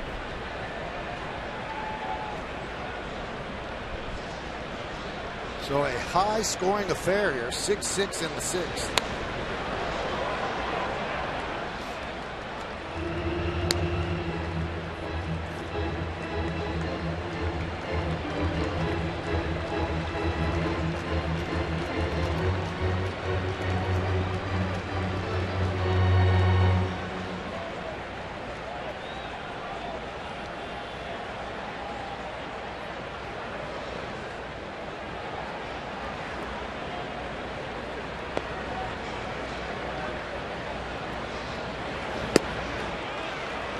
'96 right by him. Espinosa down on strikes.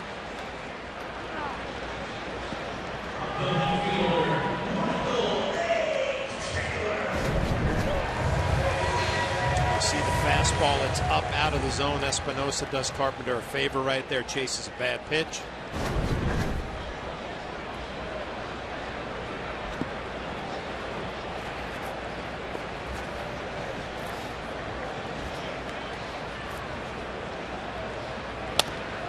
Ground ball to second. Perella is right there. And that will do it. But Carpenter serves up the game-tying home run to Ramos on a 3-0 pitch. We go to the seventh. It's tied at 6.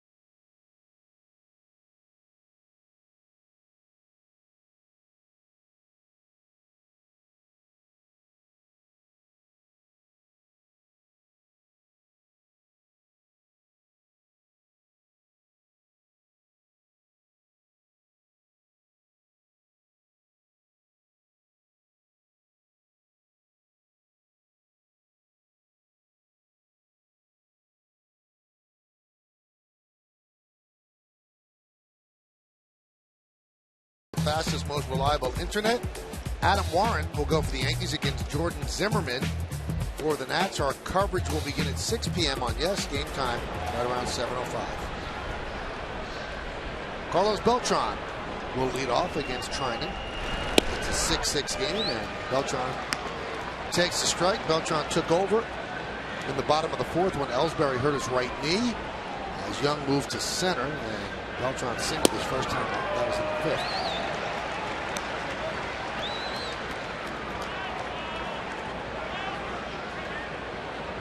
So 6-6 in the seventh. Fly ball, left field. Taylor drifts back, makes the play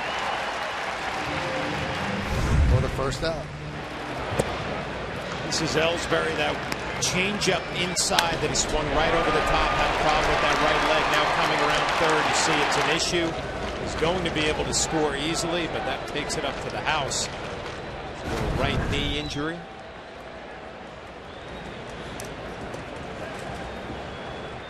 I think they're talking pitch selection there, John? I think they're talking Carpenter right there. You know, what do we have to do to get this guy back on track? He's got too good of stuff. Gardner lines out the span in center for the second out. The stuff is too good. The fastball is explosive. The slider's quality. There's a couple of catchers right there trying to talk how to get a pitcher back on track.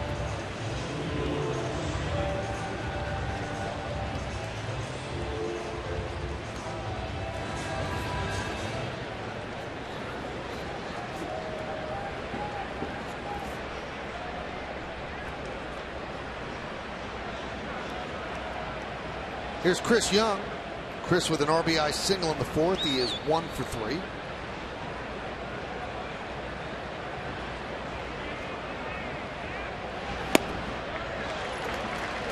If Ellsbury is hurt and is down for a little bit, Chris Young becomes the center fielder.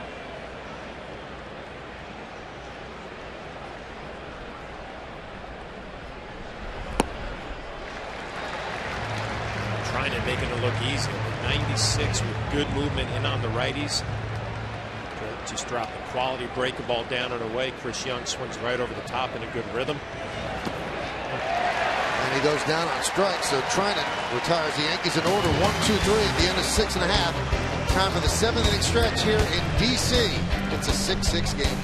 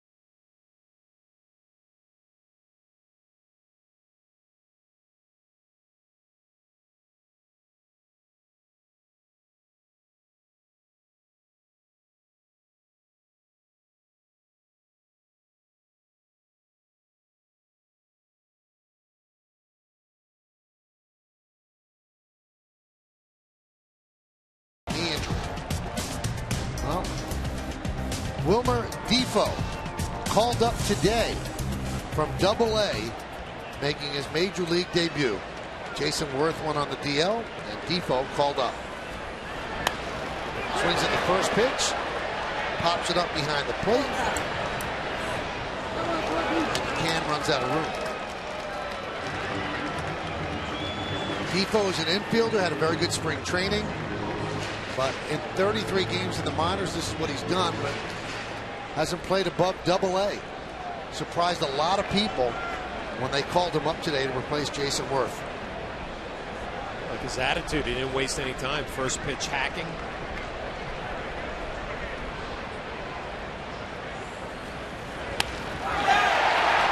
There it is. He gets a base hit as a pinch hitter.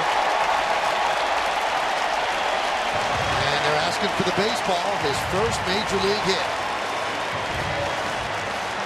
Got a little smile on his face. Now he has a souvenir. Well, you go up to the plate, you're all excited, your first big league at bat. You have two options. You can take a look at a couple of pitches, try to get in a good hitter's count, or go up there swinging it. First two pitches, second one he lays out a line drive to center field. The crowd appreciates his effort. Now you have to assume he can run, hitting .315 in the minor leagues. Take another look at the pitch, fastball up out over the plate, just right back up the middle.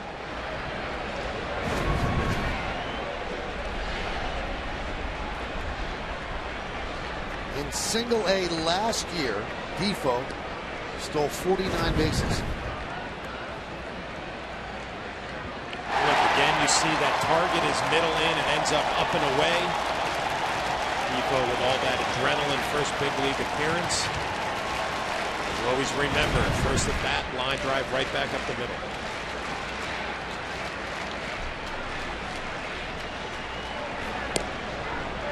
And a strike.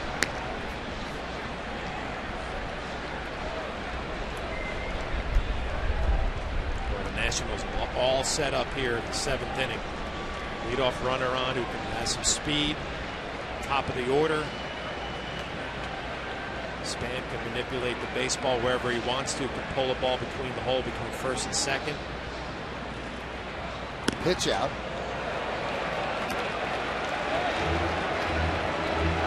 Kind of odd there, John. They call a pitch out, and he doesn't even throw a fastball. Whatever he threw up there was 74 miles an hour. Well, that just tells you have somebody who's not 100% comfortable pitching out.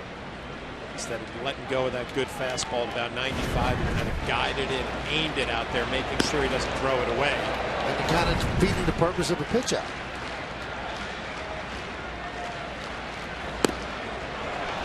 Wave through that pitch and count 1-2. Good pitch right there from Carpenter, and you watch that delivery. It was under control. Really concentrating on location down middle. Great pitch. Now you have two strikes. You don't have to add on. It doesn't have to be any better. Try to keep that same tempo. Think about location more than power.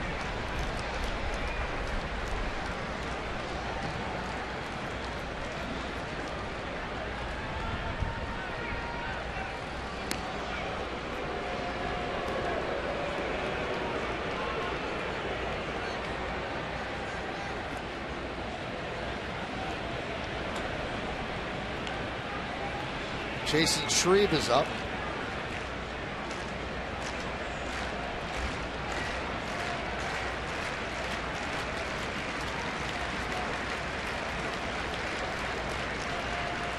Runner goes. Grounded to first, backhanded by Teixeira. Step on the bag as Defoe moves to second.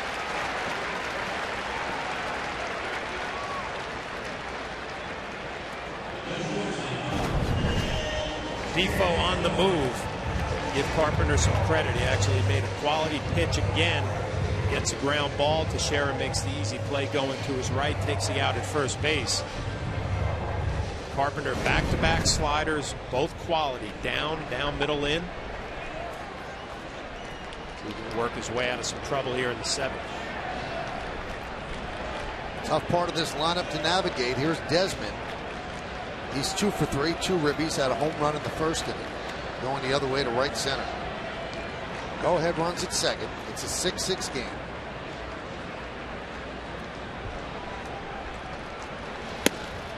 Big cut. 0-1.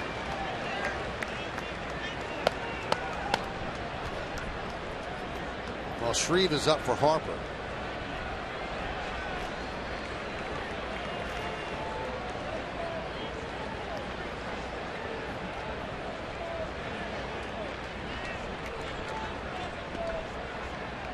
The 0-1. Rounded to short. Drew for the second out as Defoe stays put at second.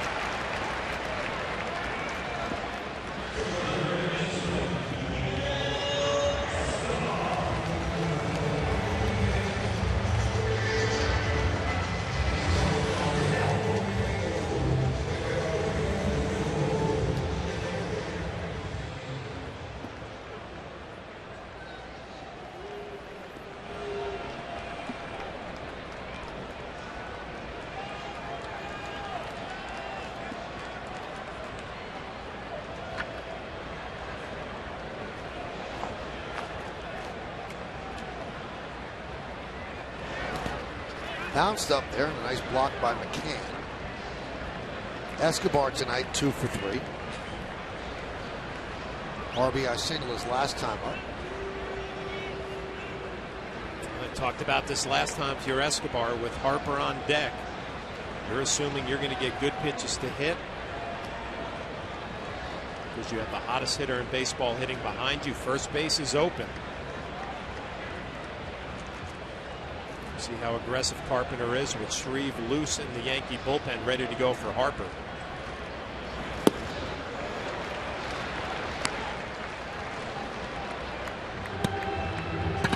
Good slider right there by Carpenter. I think more importantly, it looks more under control this inning. Not just rearing back and letting it go. Slowing down his mechanics a little bit. Execution and location on the slider has been a lot better.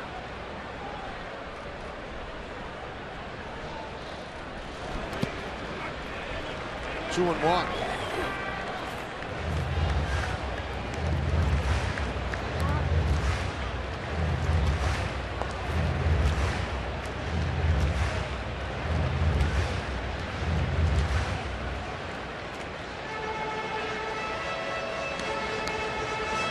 Six game. Yankees led 6-2 after 5.5. Nationals scored 3 in the bottom of the 5th, make it 6-5, then 1 in the 6th to tie. That's where we are right now. Defoe, the go-ahead run at second with 2 outs here in the bottom of the 7th. Yunel Escobar at the plate, Bryce Harper on deck. 3-1. A steady diet of breaking balls from Carpenter against Escobar. So he's not giving in. First base is open. Harper ready to go. He comes to the plate. He's going to have a left-hander in Shreve.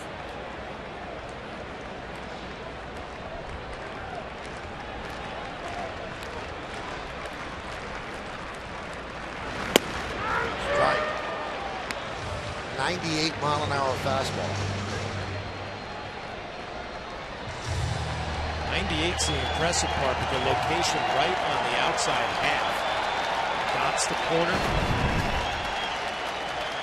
98, when it's located there, is not going to give you any problems if you're Carpenter.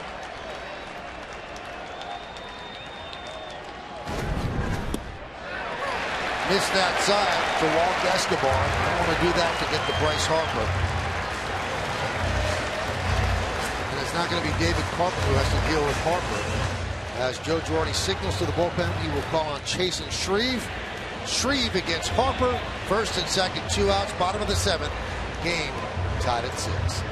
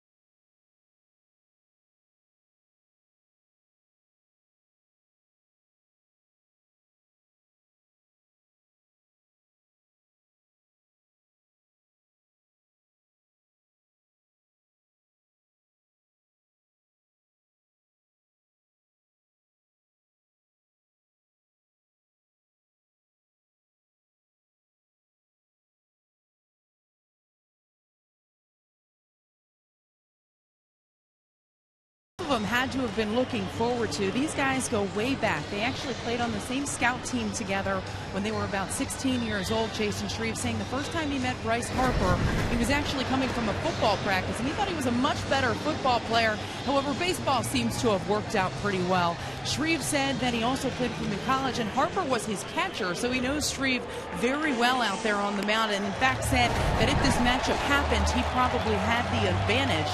As far as what Shreve has thought of Harper's success so far, he said it's simply been unreal.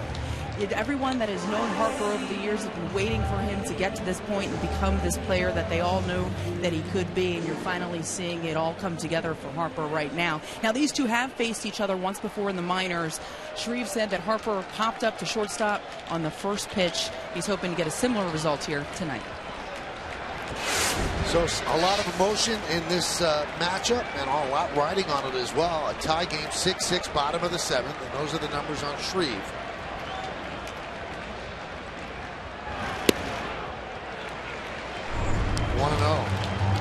David Carpenter not happy.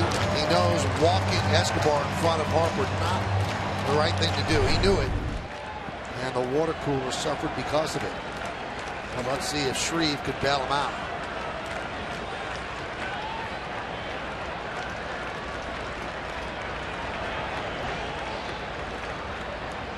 One up.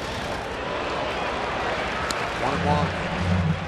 Out of 37,359 here on a Tuesday evening at Nationals Park.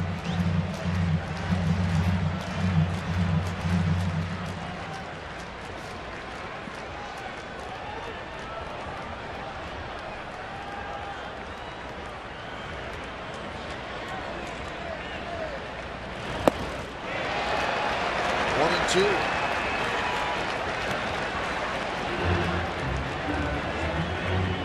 Now, it's too early to be scoreboard watching, but the Nationals can see that the Cardinals are beating up on the Mets right now, and the Nationals came into the game a game behind the Mets in the National League East.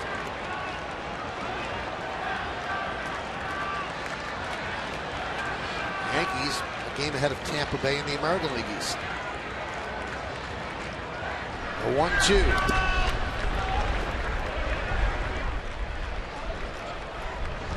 Harper with a home run in the first, his 15th of the year and 38th ribby. He walked in the fourth, and then with runners on first and second and one out in the fifth inning, Justin Wilson came on and got him to bang into a 4-6-3 double play. Only the second time in this young season he's hit into a ground ball double play.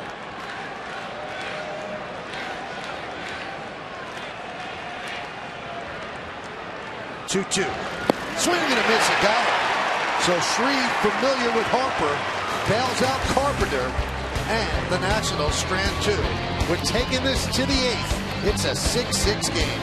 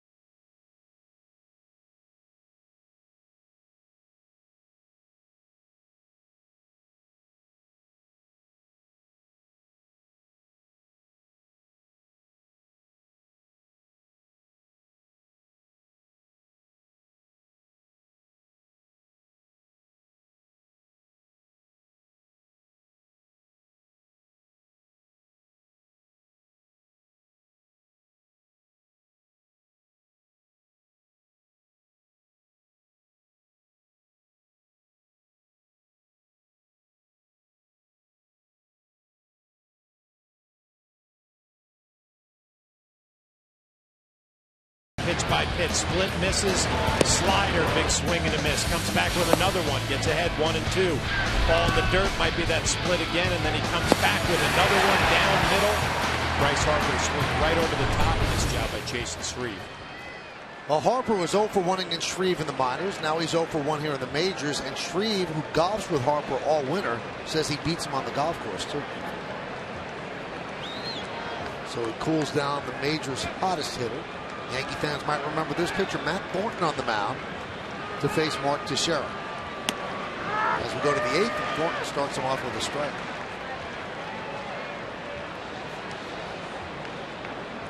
Teixeira with a long home run, his 12th of the year, 2-run shot in the 5th. Fouls that one away. Monday scoreboard, 6 runs on 9 hits for the Nationals and 6 runs on 7 for the Yankees. See the numbers on Thornton, 2.79, his 16th appearance. Not your traditional lefty with that big sweeping breaking ball. Throws a lot of fastballs. 4 walks, 7 strikeouts, opponents hitting 139.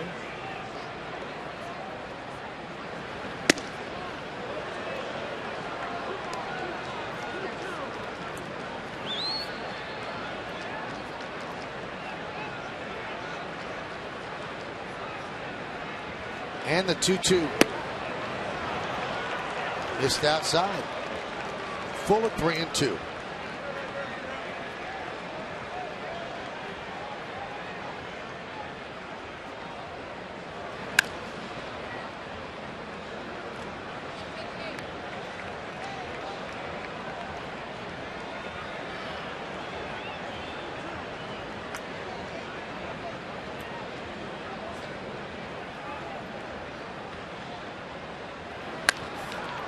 That goes off of Thornton. It's going to be a race to first, and Mark Teixeira beats him there for a single. Now let's see if Thornton's okay.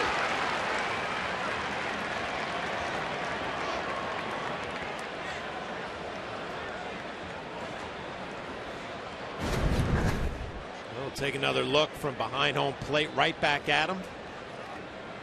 When Zimmer went to the ball, this was going to be an easy infield hit for Mark Teixeira. Take another look.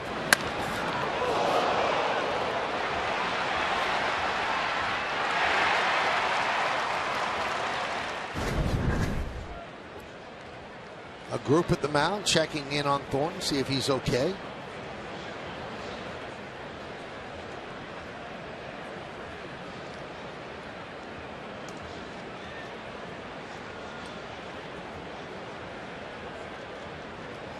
Who's better able to tell if the pitcher's telling the truth, the manager, pitching coach, or the catcher? I would believe the pitching coach, and you see how McCaddy was just staring him down right there, listening, kind of trying to pay attention to how he was saying he was okay. It's like they're satisfied with the answer. I think got his right wrist. I couldn't tell, John.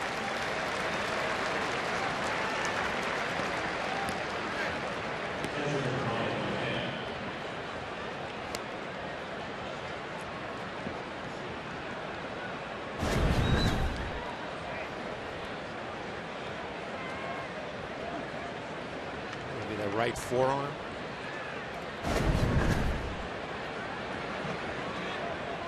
So the go-ahead run at first base for the Yankees. Here's McCann. The Nationals really don't shift for McCann. I mean, they shade up the middle with the shortstop Desmond, but McCann's used to seeing 3 infielders on the right side all the time.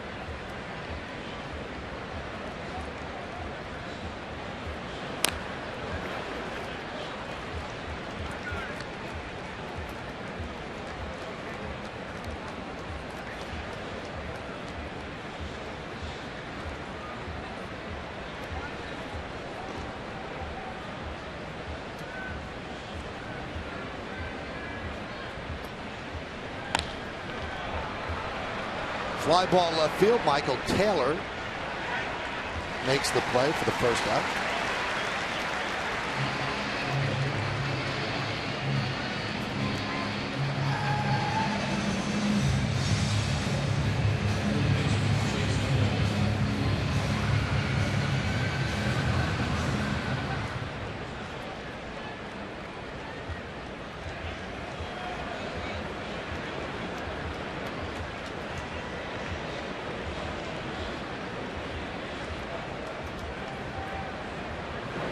Chase Headley jumps on the first pitch and fouls it away. Headley had an RBI double in the 4th inning, so he is 1 for 3. And he's 8 for 27 on this road trip.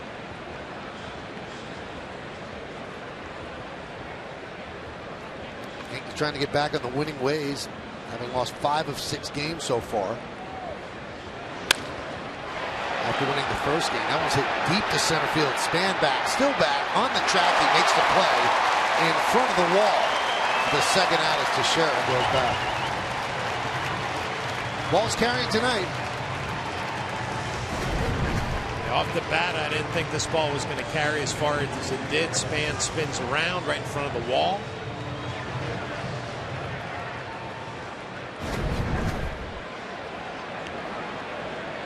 So with Pirela due up, a trip to the mound. And Matt Williams going to take the ball from Matt Thornton. So Thornton leads a runner at first with 2 men out. We're in the 8th. It's a 6-6 game.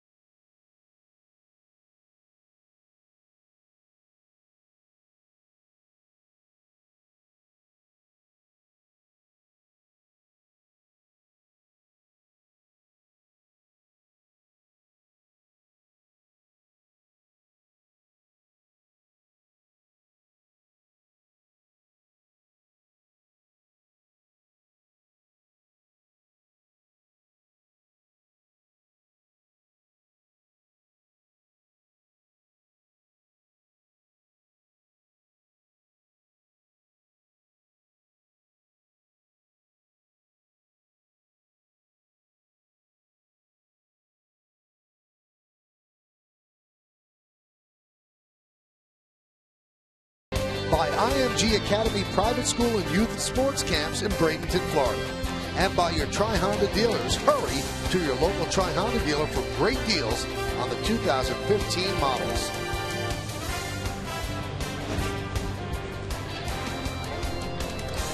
Well, Aaron Barrett will take over for the Nationals, the Washington Monument, standing sentry here in D.C., as Barrett will face Jose Pirela.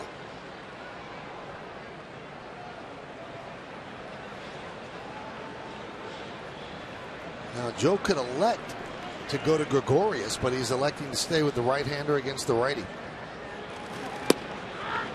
And a strike.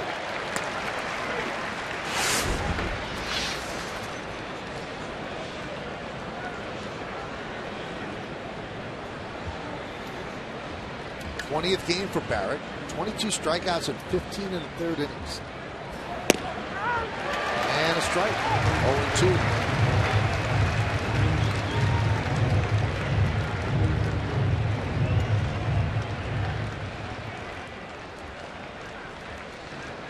Dylan Betances getting ready.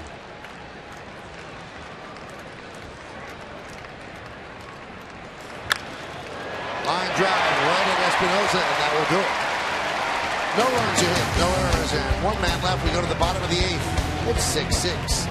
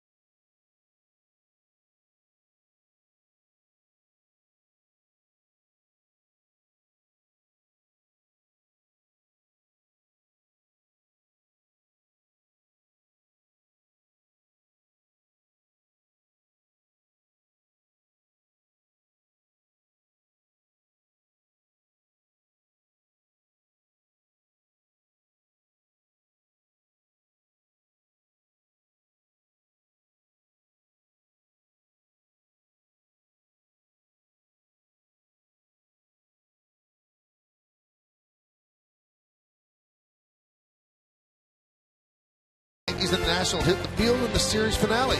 Coverage will start at 6 with outing batting practice today and Tri-State 4 pregame. Then we're back with the call of the game shortly after 7. That's right here on Yes. A little bit of a surprise as Alex Rodriguez will take over at third base. Joe Jordan said about a week ago that the days of Alex trying to field are over, but I guess in short spurts. And in a case where he wants to have a double switch, he'll do just that. And the new Yankee pitcher is Dylan Betances, so Headley is out of the game. And Betances will be batting in the 7th spot. Check that 6th spot. Those are his numbers. And A-Rod now is batting in the 9th hole, which is the pitcher spot.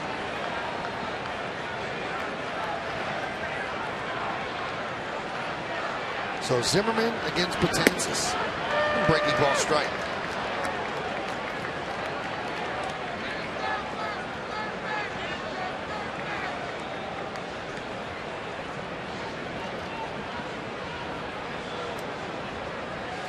Tie game that's worth noting. Just Gregorius and John Ryan Murphy are left on the Yankee bench. Hyundai scoreboard at 6-6.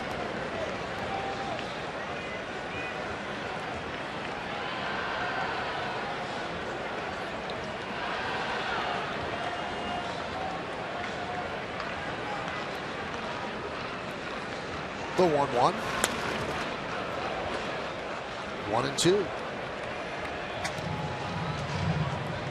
And that's what we have in terms of the Yankee bench.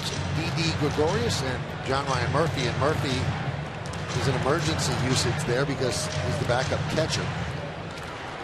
Not sure you'd be pinch hitting with D.D.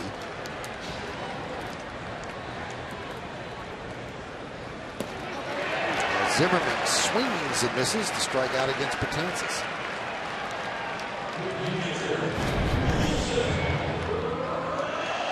Just that big power curveball down and away. Gets a lot of swings and misses from the righties and the lefties for Betances.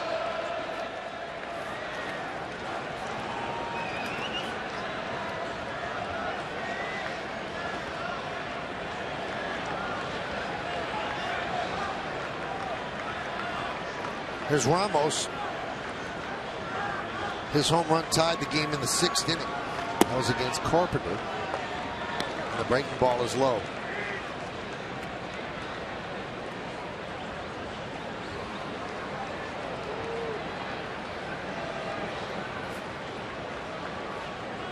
Drew Storen up.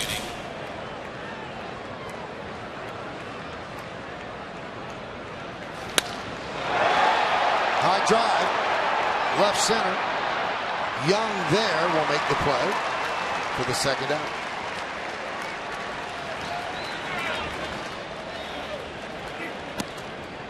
Ramos with that 19-game hitting streak, extending it tonight with that home run. Pretty decent swing. Dylan Betances.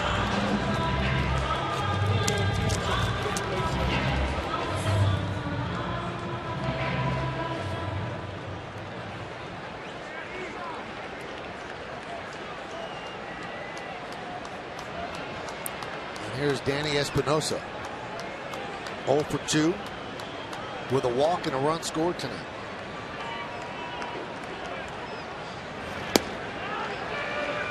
And a strike.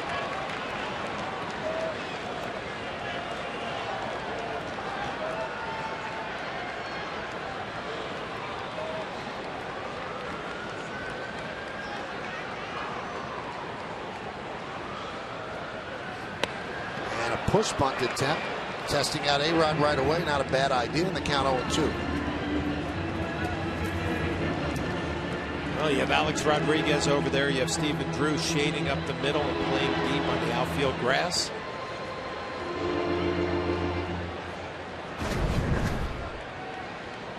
A lot of room over there for Espinosa if he gets this bunt fair.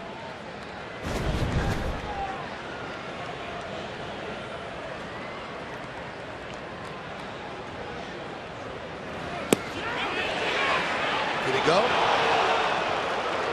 They said no. Mark Teixeira thought yes, he was jogging off the field from first base. Probably right.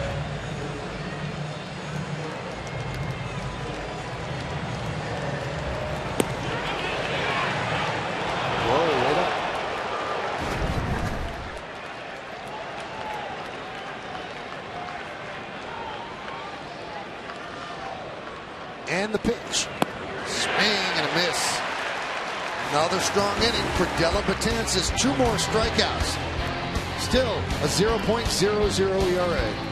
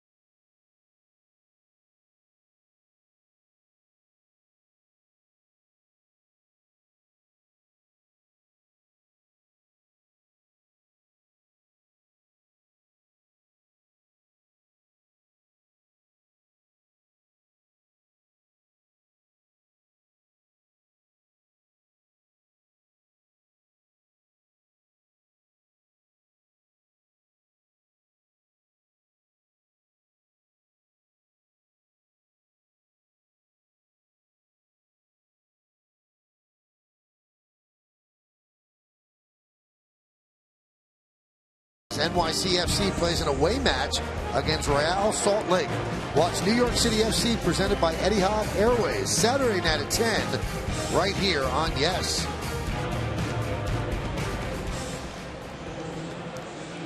Well, there will be no save situation for the Nationals, so they bring in their closer, Drew Storen, to pitch the ninth. And he's going to face Drew, A-Rod, and Beltran. 8-9-1.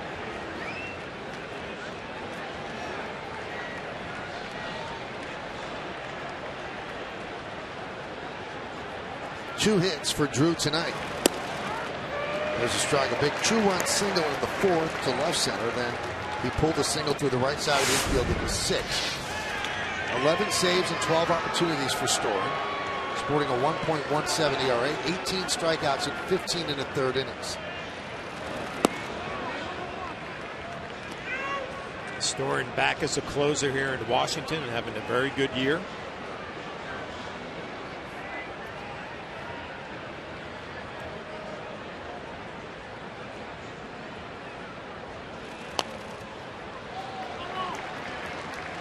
One and two.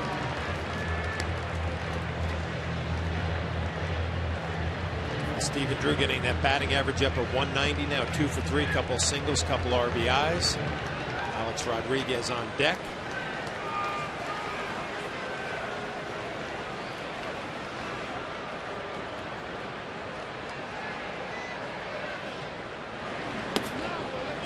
Two and two.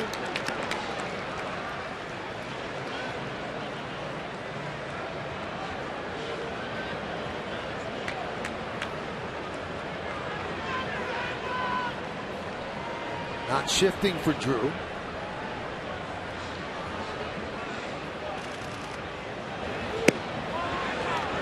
And the count 3-2.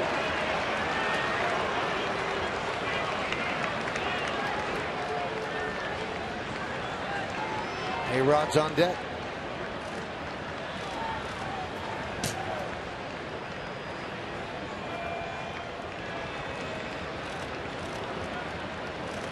And the payoff. Fly ball, shallow right. Espinosa is out. And an over-the-shoulder basket catch for the first out. Pretty good play by the second baseman. Well, nice play, over the shoulder catch. Bryce Harper running on, but he just kind of cruises after it. Still going from Espinosa. Yes, Mo, you get a nice look at it.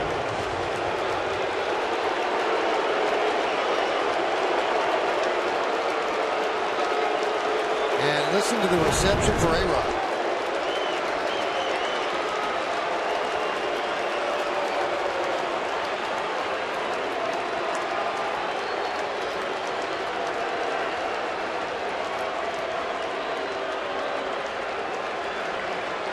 Entered the game at third in the eighth, his first at bat. And he takes a breaking ball strike.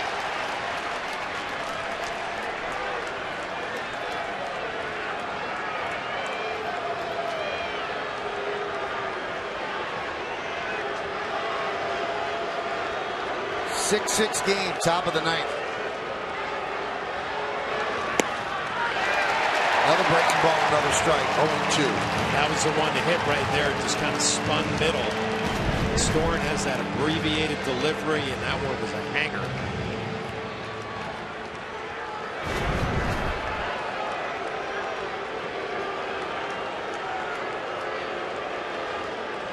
And the pitch.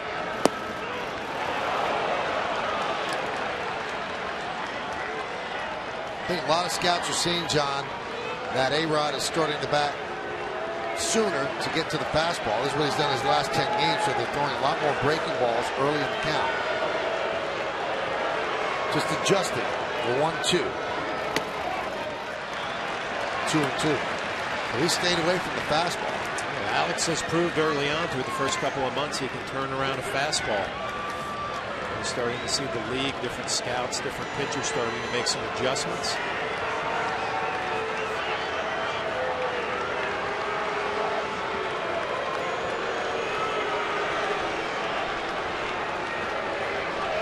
Two balls, two strikes, one out, ninth inning. Pitch. Caught the outside corner with the fastball. A-Rod does not like the call. But it was too far outside and low. It's 2 away. Well, Alex Rodriguez doesn't like the call. We get another look at it. Fastball. You can argue maybe it's down. Maybe just off the plate. A pitcher's pitch. Alex Rodriguez gets caught looking.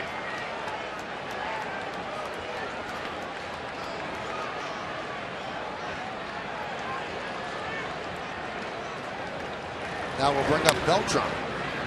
Grounds it foul.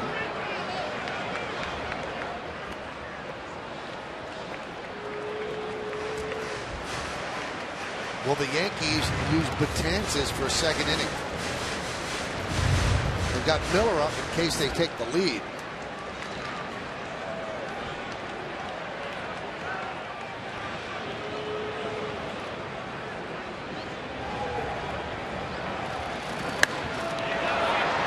Fly ball left field. Taylor. 3 away. As Storen retires the Yanks in order. Bottom of the ninth coming up. 6-6 game.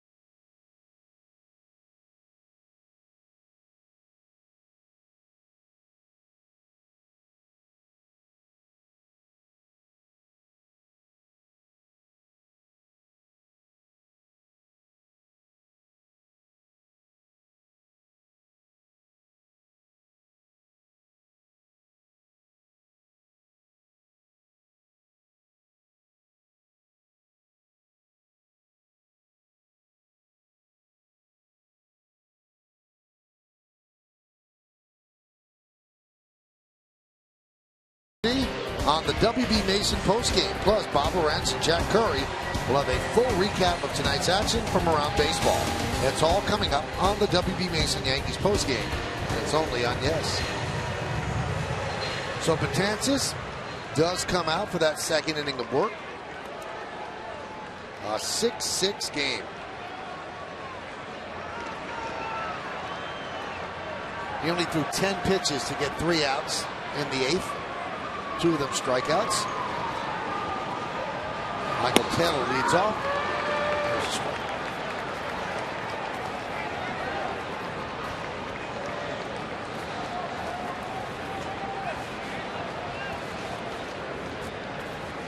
Dan Uggla is on deck to pinch hit for Story.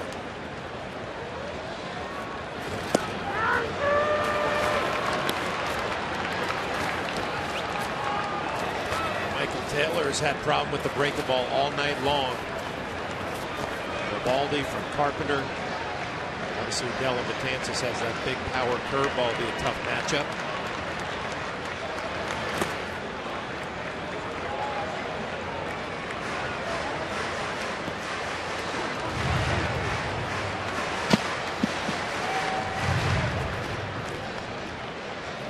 Dellin shaved off the mustache that he was trying to grow.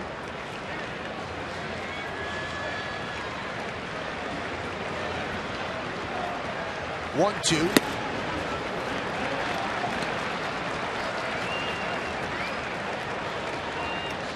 So the count 2-2.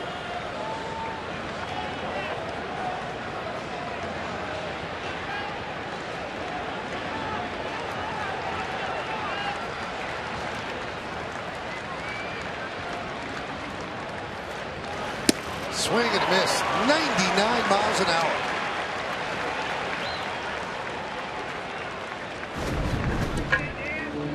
Threw a bunch of breaking balls early in the count, then went 2 fastballs back to back. Taylor expanding up out of the zone a little bit.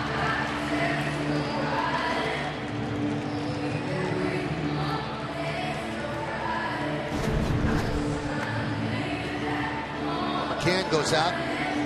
Gives a scan report on Uggla. Used to be a teammate of Uggla's. Uggla signed a big contract. Kind of lost his skills. Kind of bounced around.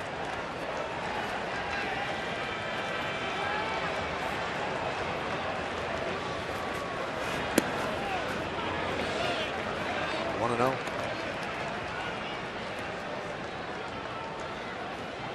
That's what the Nats have left on their bench. Tyler Moore, right-handed hitter, and the backup catcher, Jose Lobaton.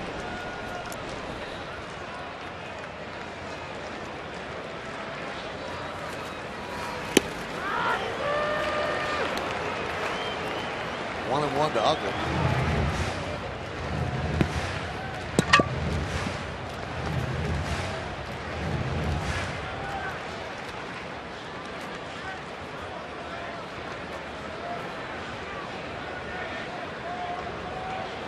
And the pitch.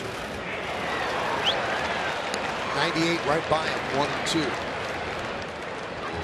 Betances not an easy at bat for anybody who's been in the game for 8 innings. See the numbers for Uggla. Pinch hitting 136. It's just a tough matchup. You've been sitting on that bench all night long. Now you have to face 98, 99. Not breaking ball.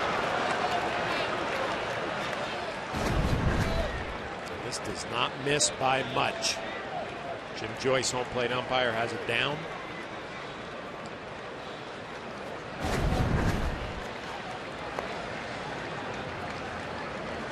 Two. Way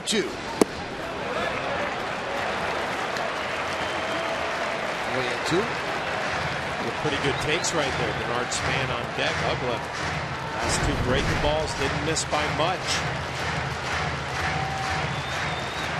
Along with John Flaherty and Meredith Moragovitz, I'm Michael Kay. We thank you for joining us and watching Yankees baseball on Yes on this Tuesday evening.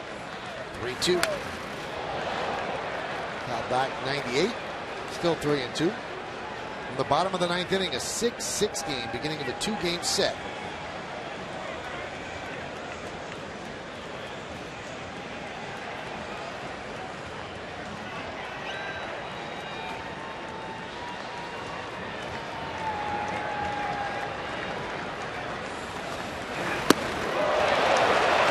It's a walk. So a pinch hit walk for Ugla.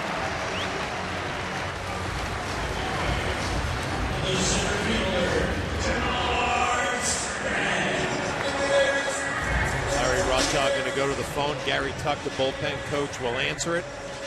Got to believe this is Andrew Miller going to get warmed up again for Bryce Harper.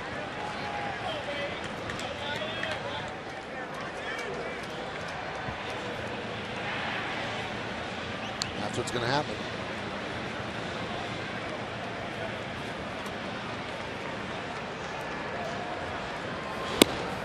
Swing and a miss.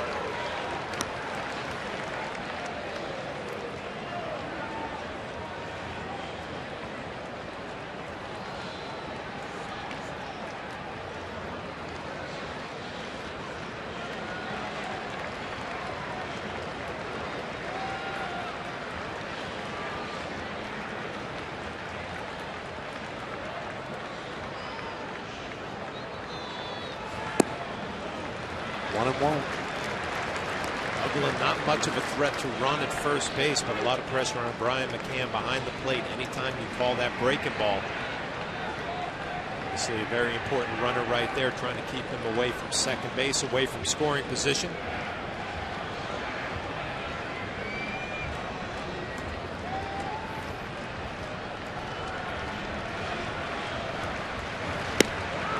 And a strike. 1-2.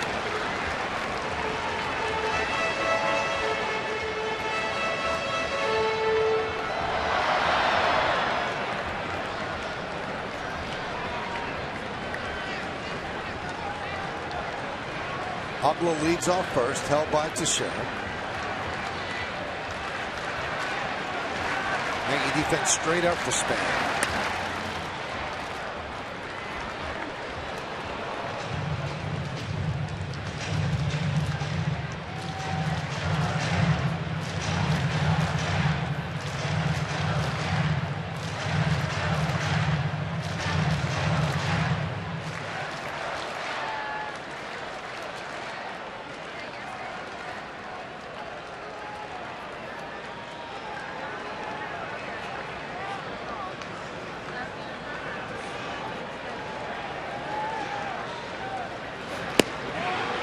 Just missed outside. Not missing by much. Trying to go for that backdoor curveball. McCann setting up away. He's got to reach a little bit. Tries to bring it back, doesn't get the call.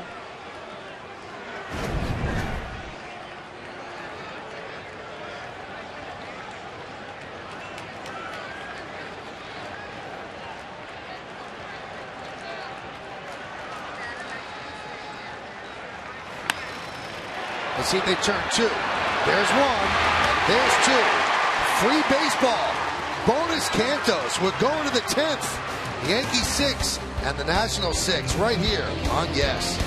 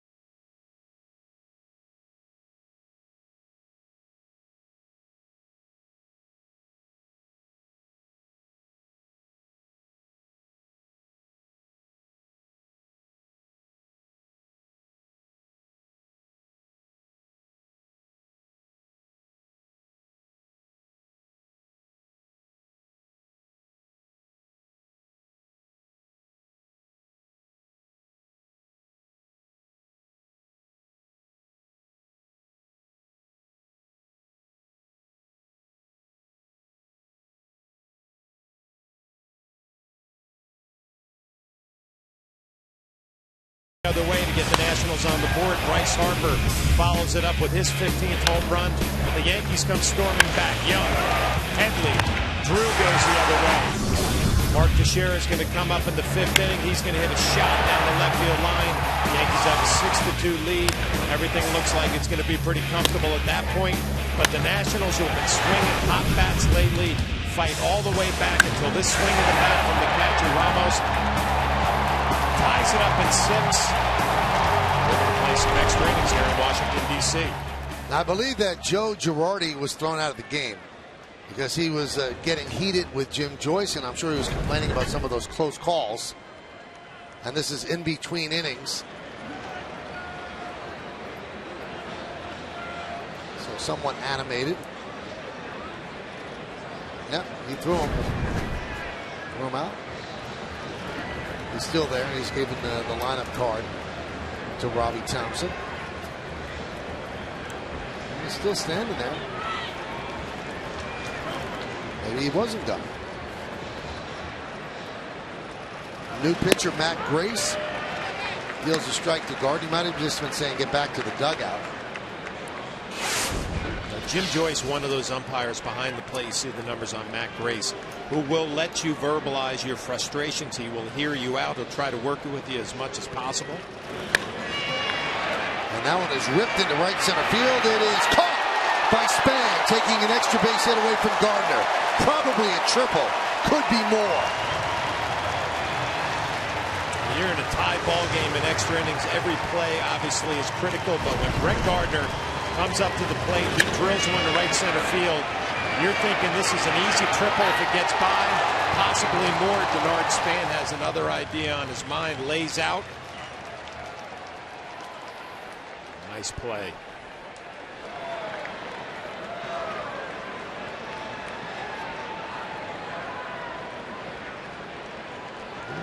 Matt Grace appreciates the effort.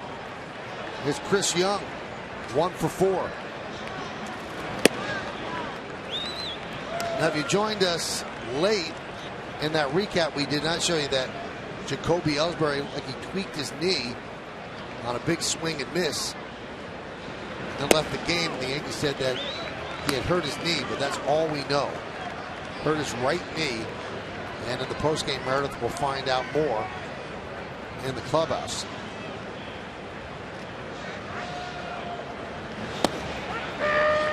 Two and 1 to Young. A lot of national fans, John, don't believe in free baseball because the last out of the bottom of the 9th, they took off.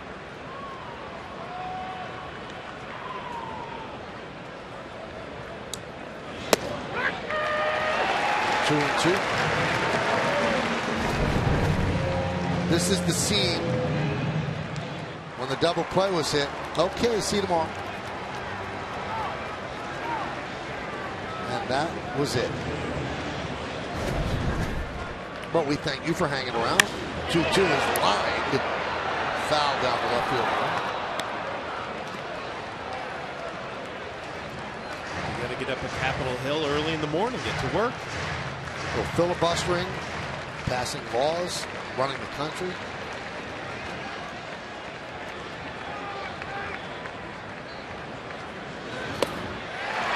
Young swings and misses.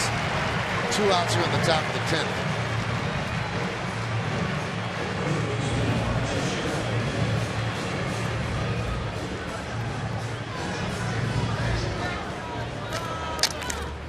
What's that?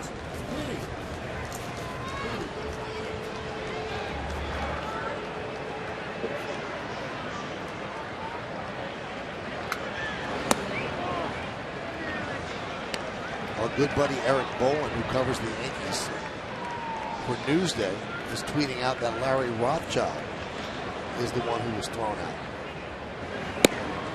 Obviously complaining about those close pitches. And Joe obviously came out and spoke to Jim Joyce. Asked what happened. 3-0 to Mark Teixeira.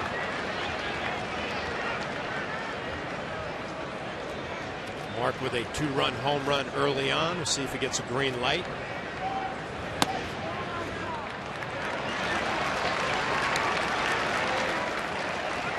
So a walk to Teixeira. Betances had some words to talk with Jim Joyce. Not too animated, but got his say in.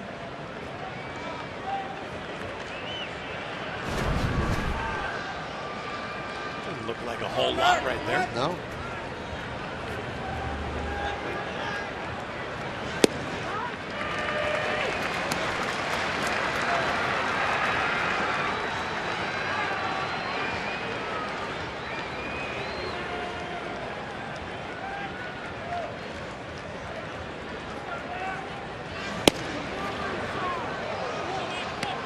Count 1-1 on McCain.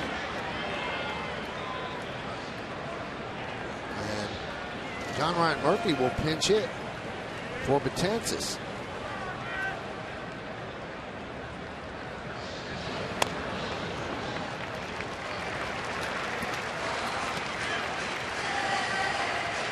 So much of a different game in the National League City.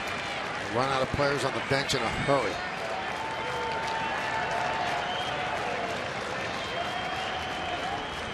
1-2. Swing and a miss.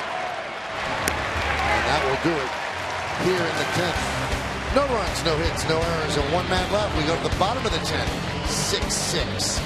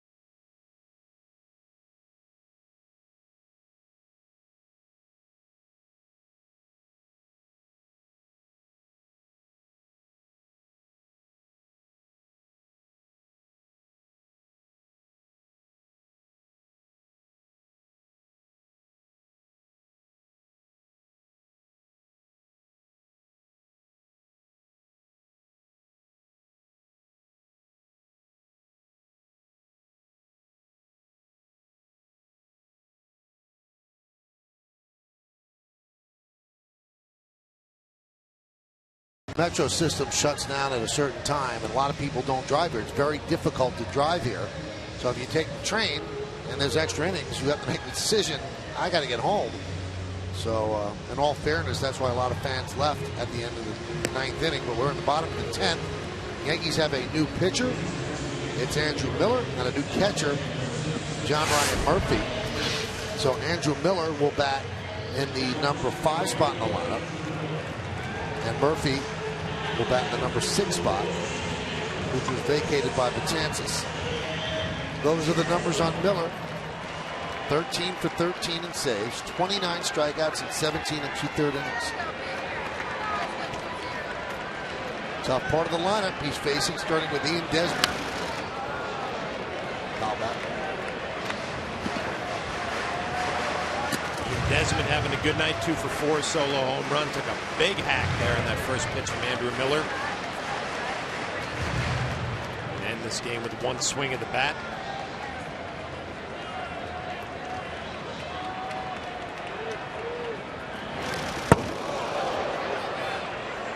Goes bunt.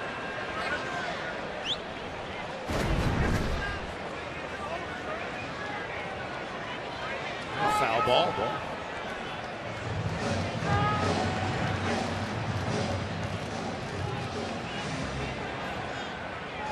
See it clearly there in the replay. The umpires are going to come and talk about it with Jim Joyce, the home plate umpire.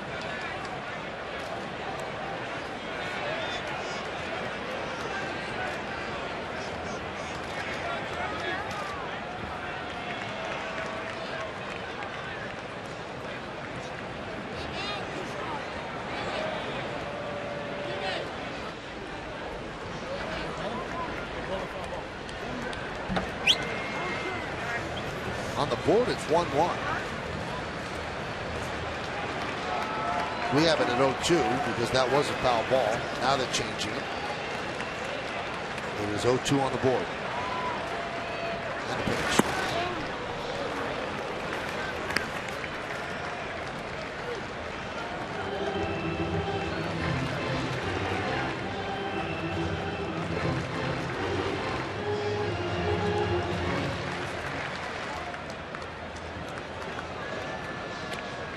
He started the game, now he's a spectator.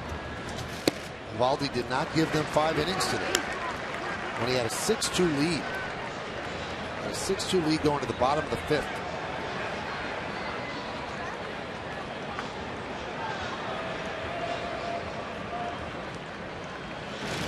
And this.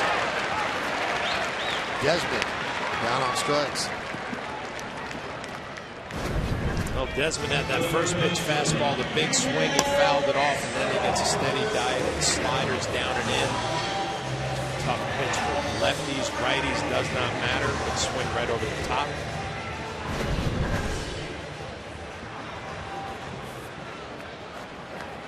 Here's Yunel Escobar. 2 hits and 3 at bats and a walk.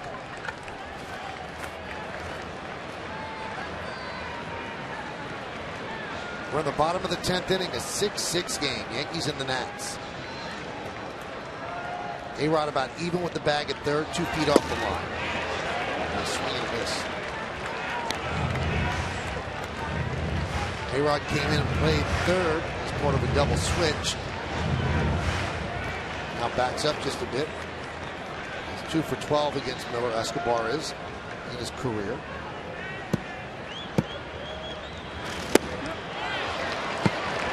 Two.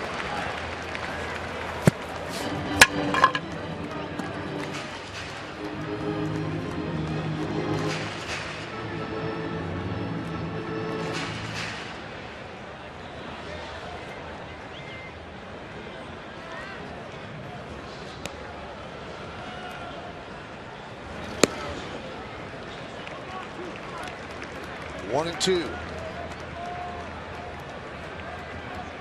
Teams with identical records, 22-17. If the Nationals win, they will move into a tie with the Mets, who lost today 10-2 to the Cardinals in the National League East. So after dropping behind after a really poor start, the Nationals made up a lot of ground.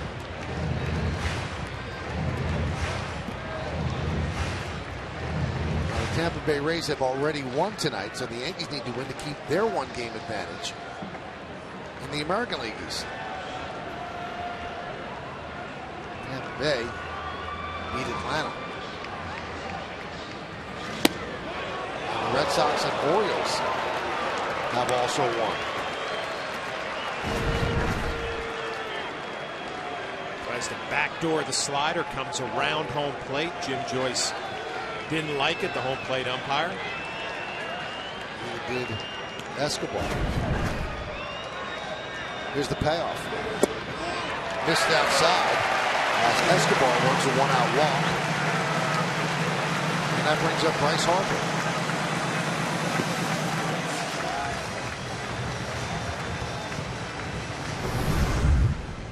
Well, the first inning we were talking about Bryce Harper and how hot he has been. And it does not disappoint. Home run number 15. This would be a pretty good matchup right here. Andrew Miller against Bryce Harper.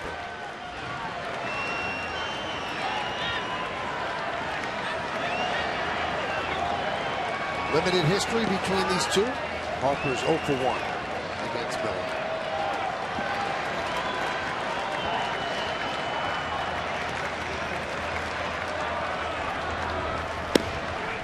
Strike on the outside corner. And Harper talking to himself. He's been so locked in on the strike zone, he doesn't think this is a strike, and I agree with him. You see John Ryan Murphy pushing that ball away off the plate. Matters Jim Joyce liked it. Swing and a miss, 0-2.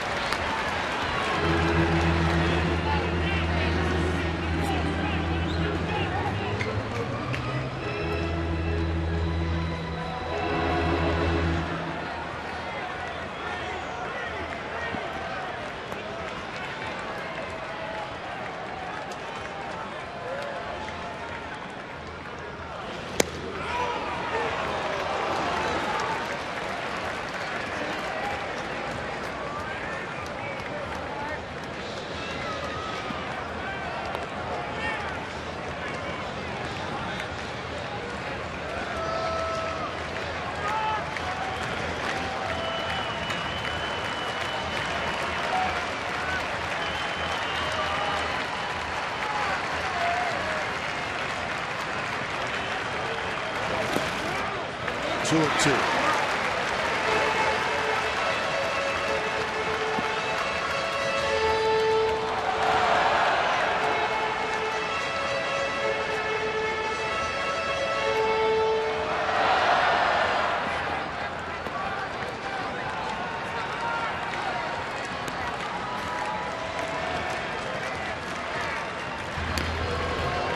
Courtesy toss.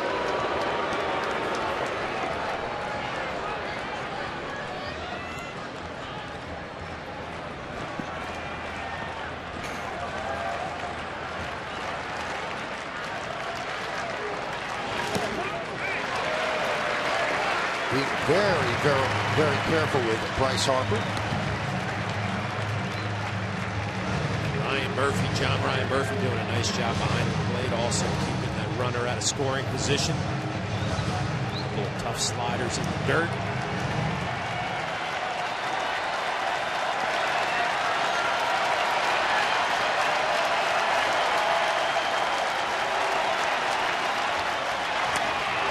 Harper swings and misses. Can't run to first because the base is occupied, so a strikeout of Harper. Second time he struck out tonight. Let's see how they attack him. Well, it's a nice matchup between Andrew Miller and Bryce Harper, one of the hottest hitters in the game. First pitch slider gets the benefit of the doubt on the call. Another swing and a miss, quickly ahead 0-2. Fastball misses, slider down to the dirt. Nice play by Murphy. Another nice play by Murphy. He comes back with a slider, middle, down, in. Gets a swing and a miss.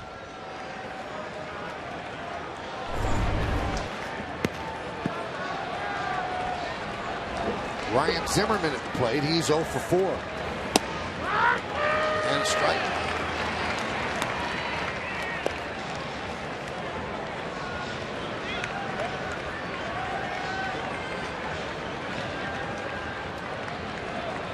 Zimmerman has struck out twice. Fly ball to center, and the ground ball is short.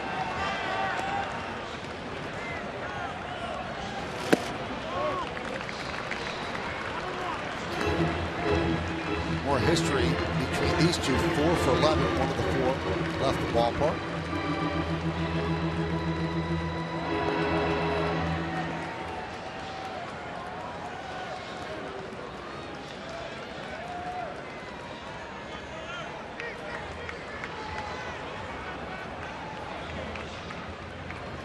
The 1-1. Murphy doing good work behind the plate, keeping Escobar at first. Such a big break on that slider. Murphy gets there easy.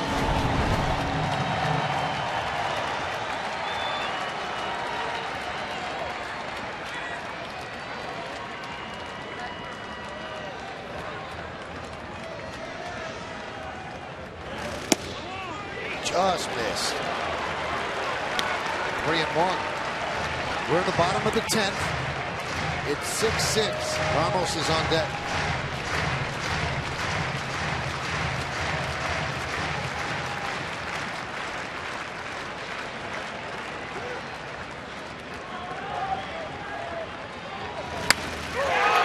to right field. If it's fair, it is a lot of trouble.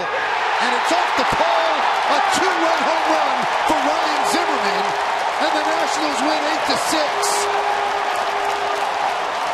A laser off the pole, and Zimmerman wins the game for the Nats.